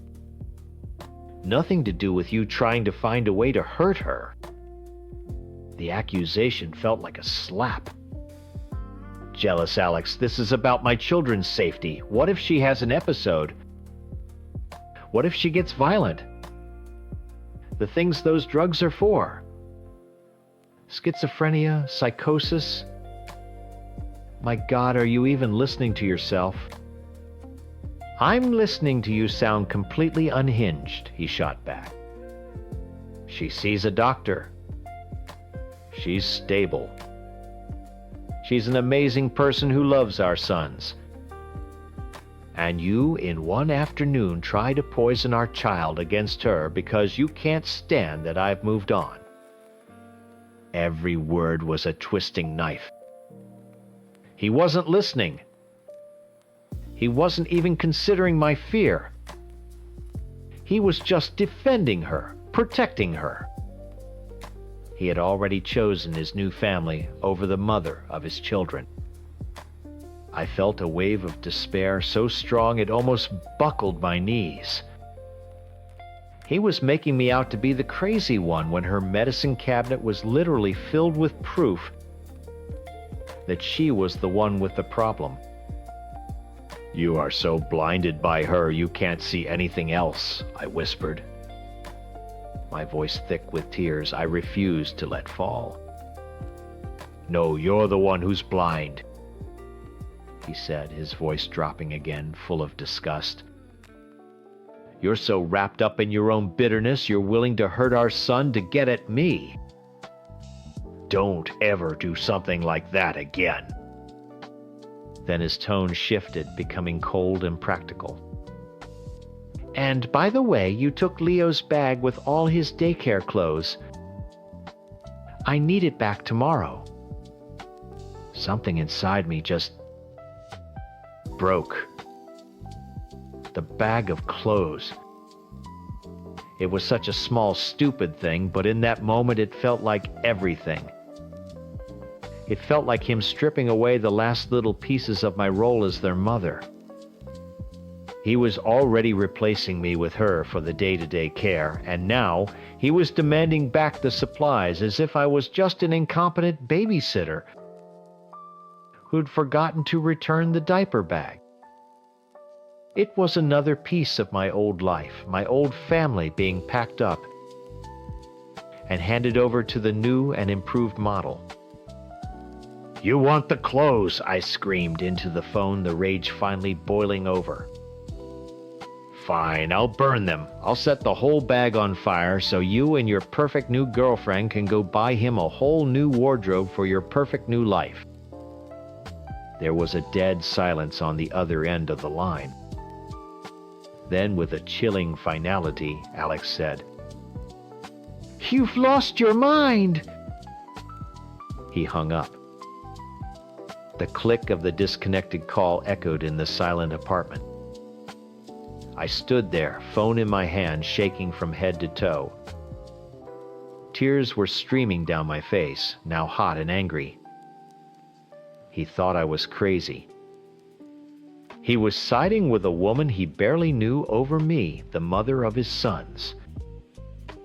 He was gaslighting me, turning my genuine, terrified concern into a jealous tantrum. I couldn't do it anymore. I couldn't listen to his accusations. I couldn't listen to him defend her. My thumb hovered over his contact information. I felt a sick mix of pain and relief as I pressed the button. Block! The silence that followed was different. It wasn't the silence of a disconnected call. It was the silence of a severed connection. A door I had slammed shut myself. I sank onto my couch, curled into a ball, and just sobbed. I felt utterly and completely alone. But as the hours passed and the crying subsided, something else took its place. A cold, hard resolve. He wasn't going to protect them. He was too deep in it, too in love. Or too stupid to see the risk right in front of his face. He called my fear jealousy. He called my warning an attack. He didn't see me as a concerned co-parent. He saw me as a problem to be managed. Well, I'm done being managed. I'm their mother. That title doesn't disappear just because he found a younger replacement. My maternal instinct isn't a form of insanity. It's the only thing that's seeing this situation clearly. He might have primary custody, but I have the primary responsibility to protect them from threats he refuses to see. He thinks I've lost my mind. He has no idea how far a mother will go when she believes her children are in danger. He thinks this is over. This is just the beginning.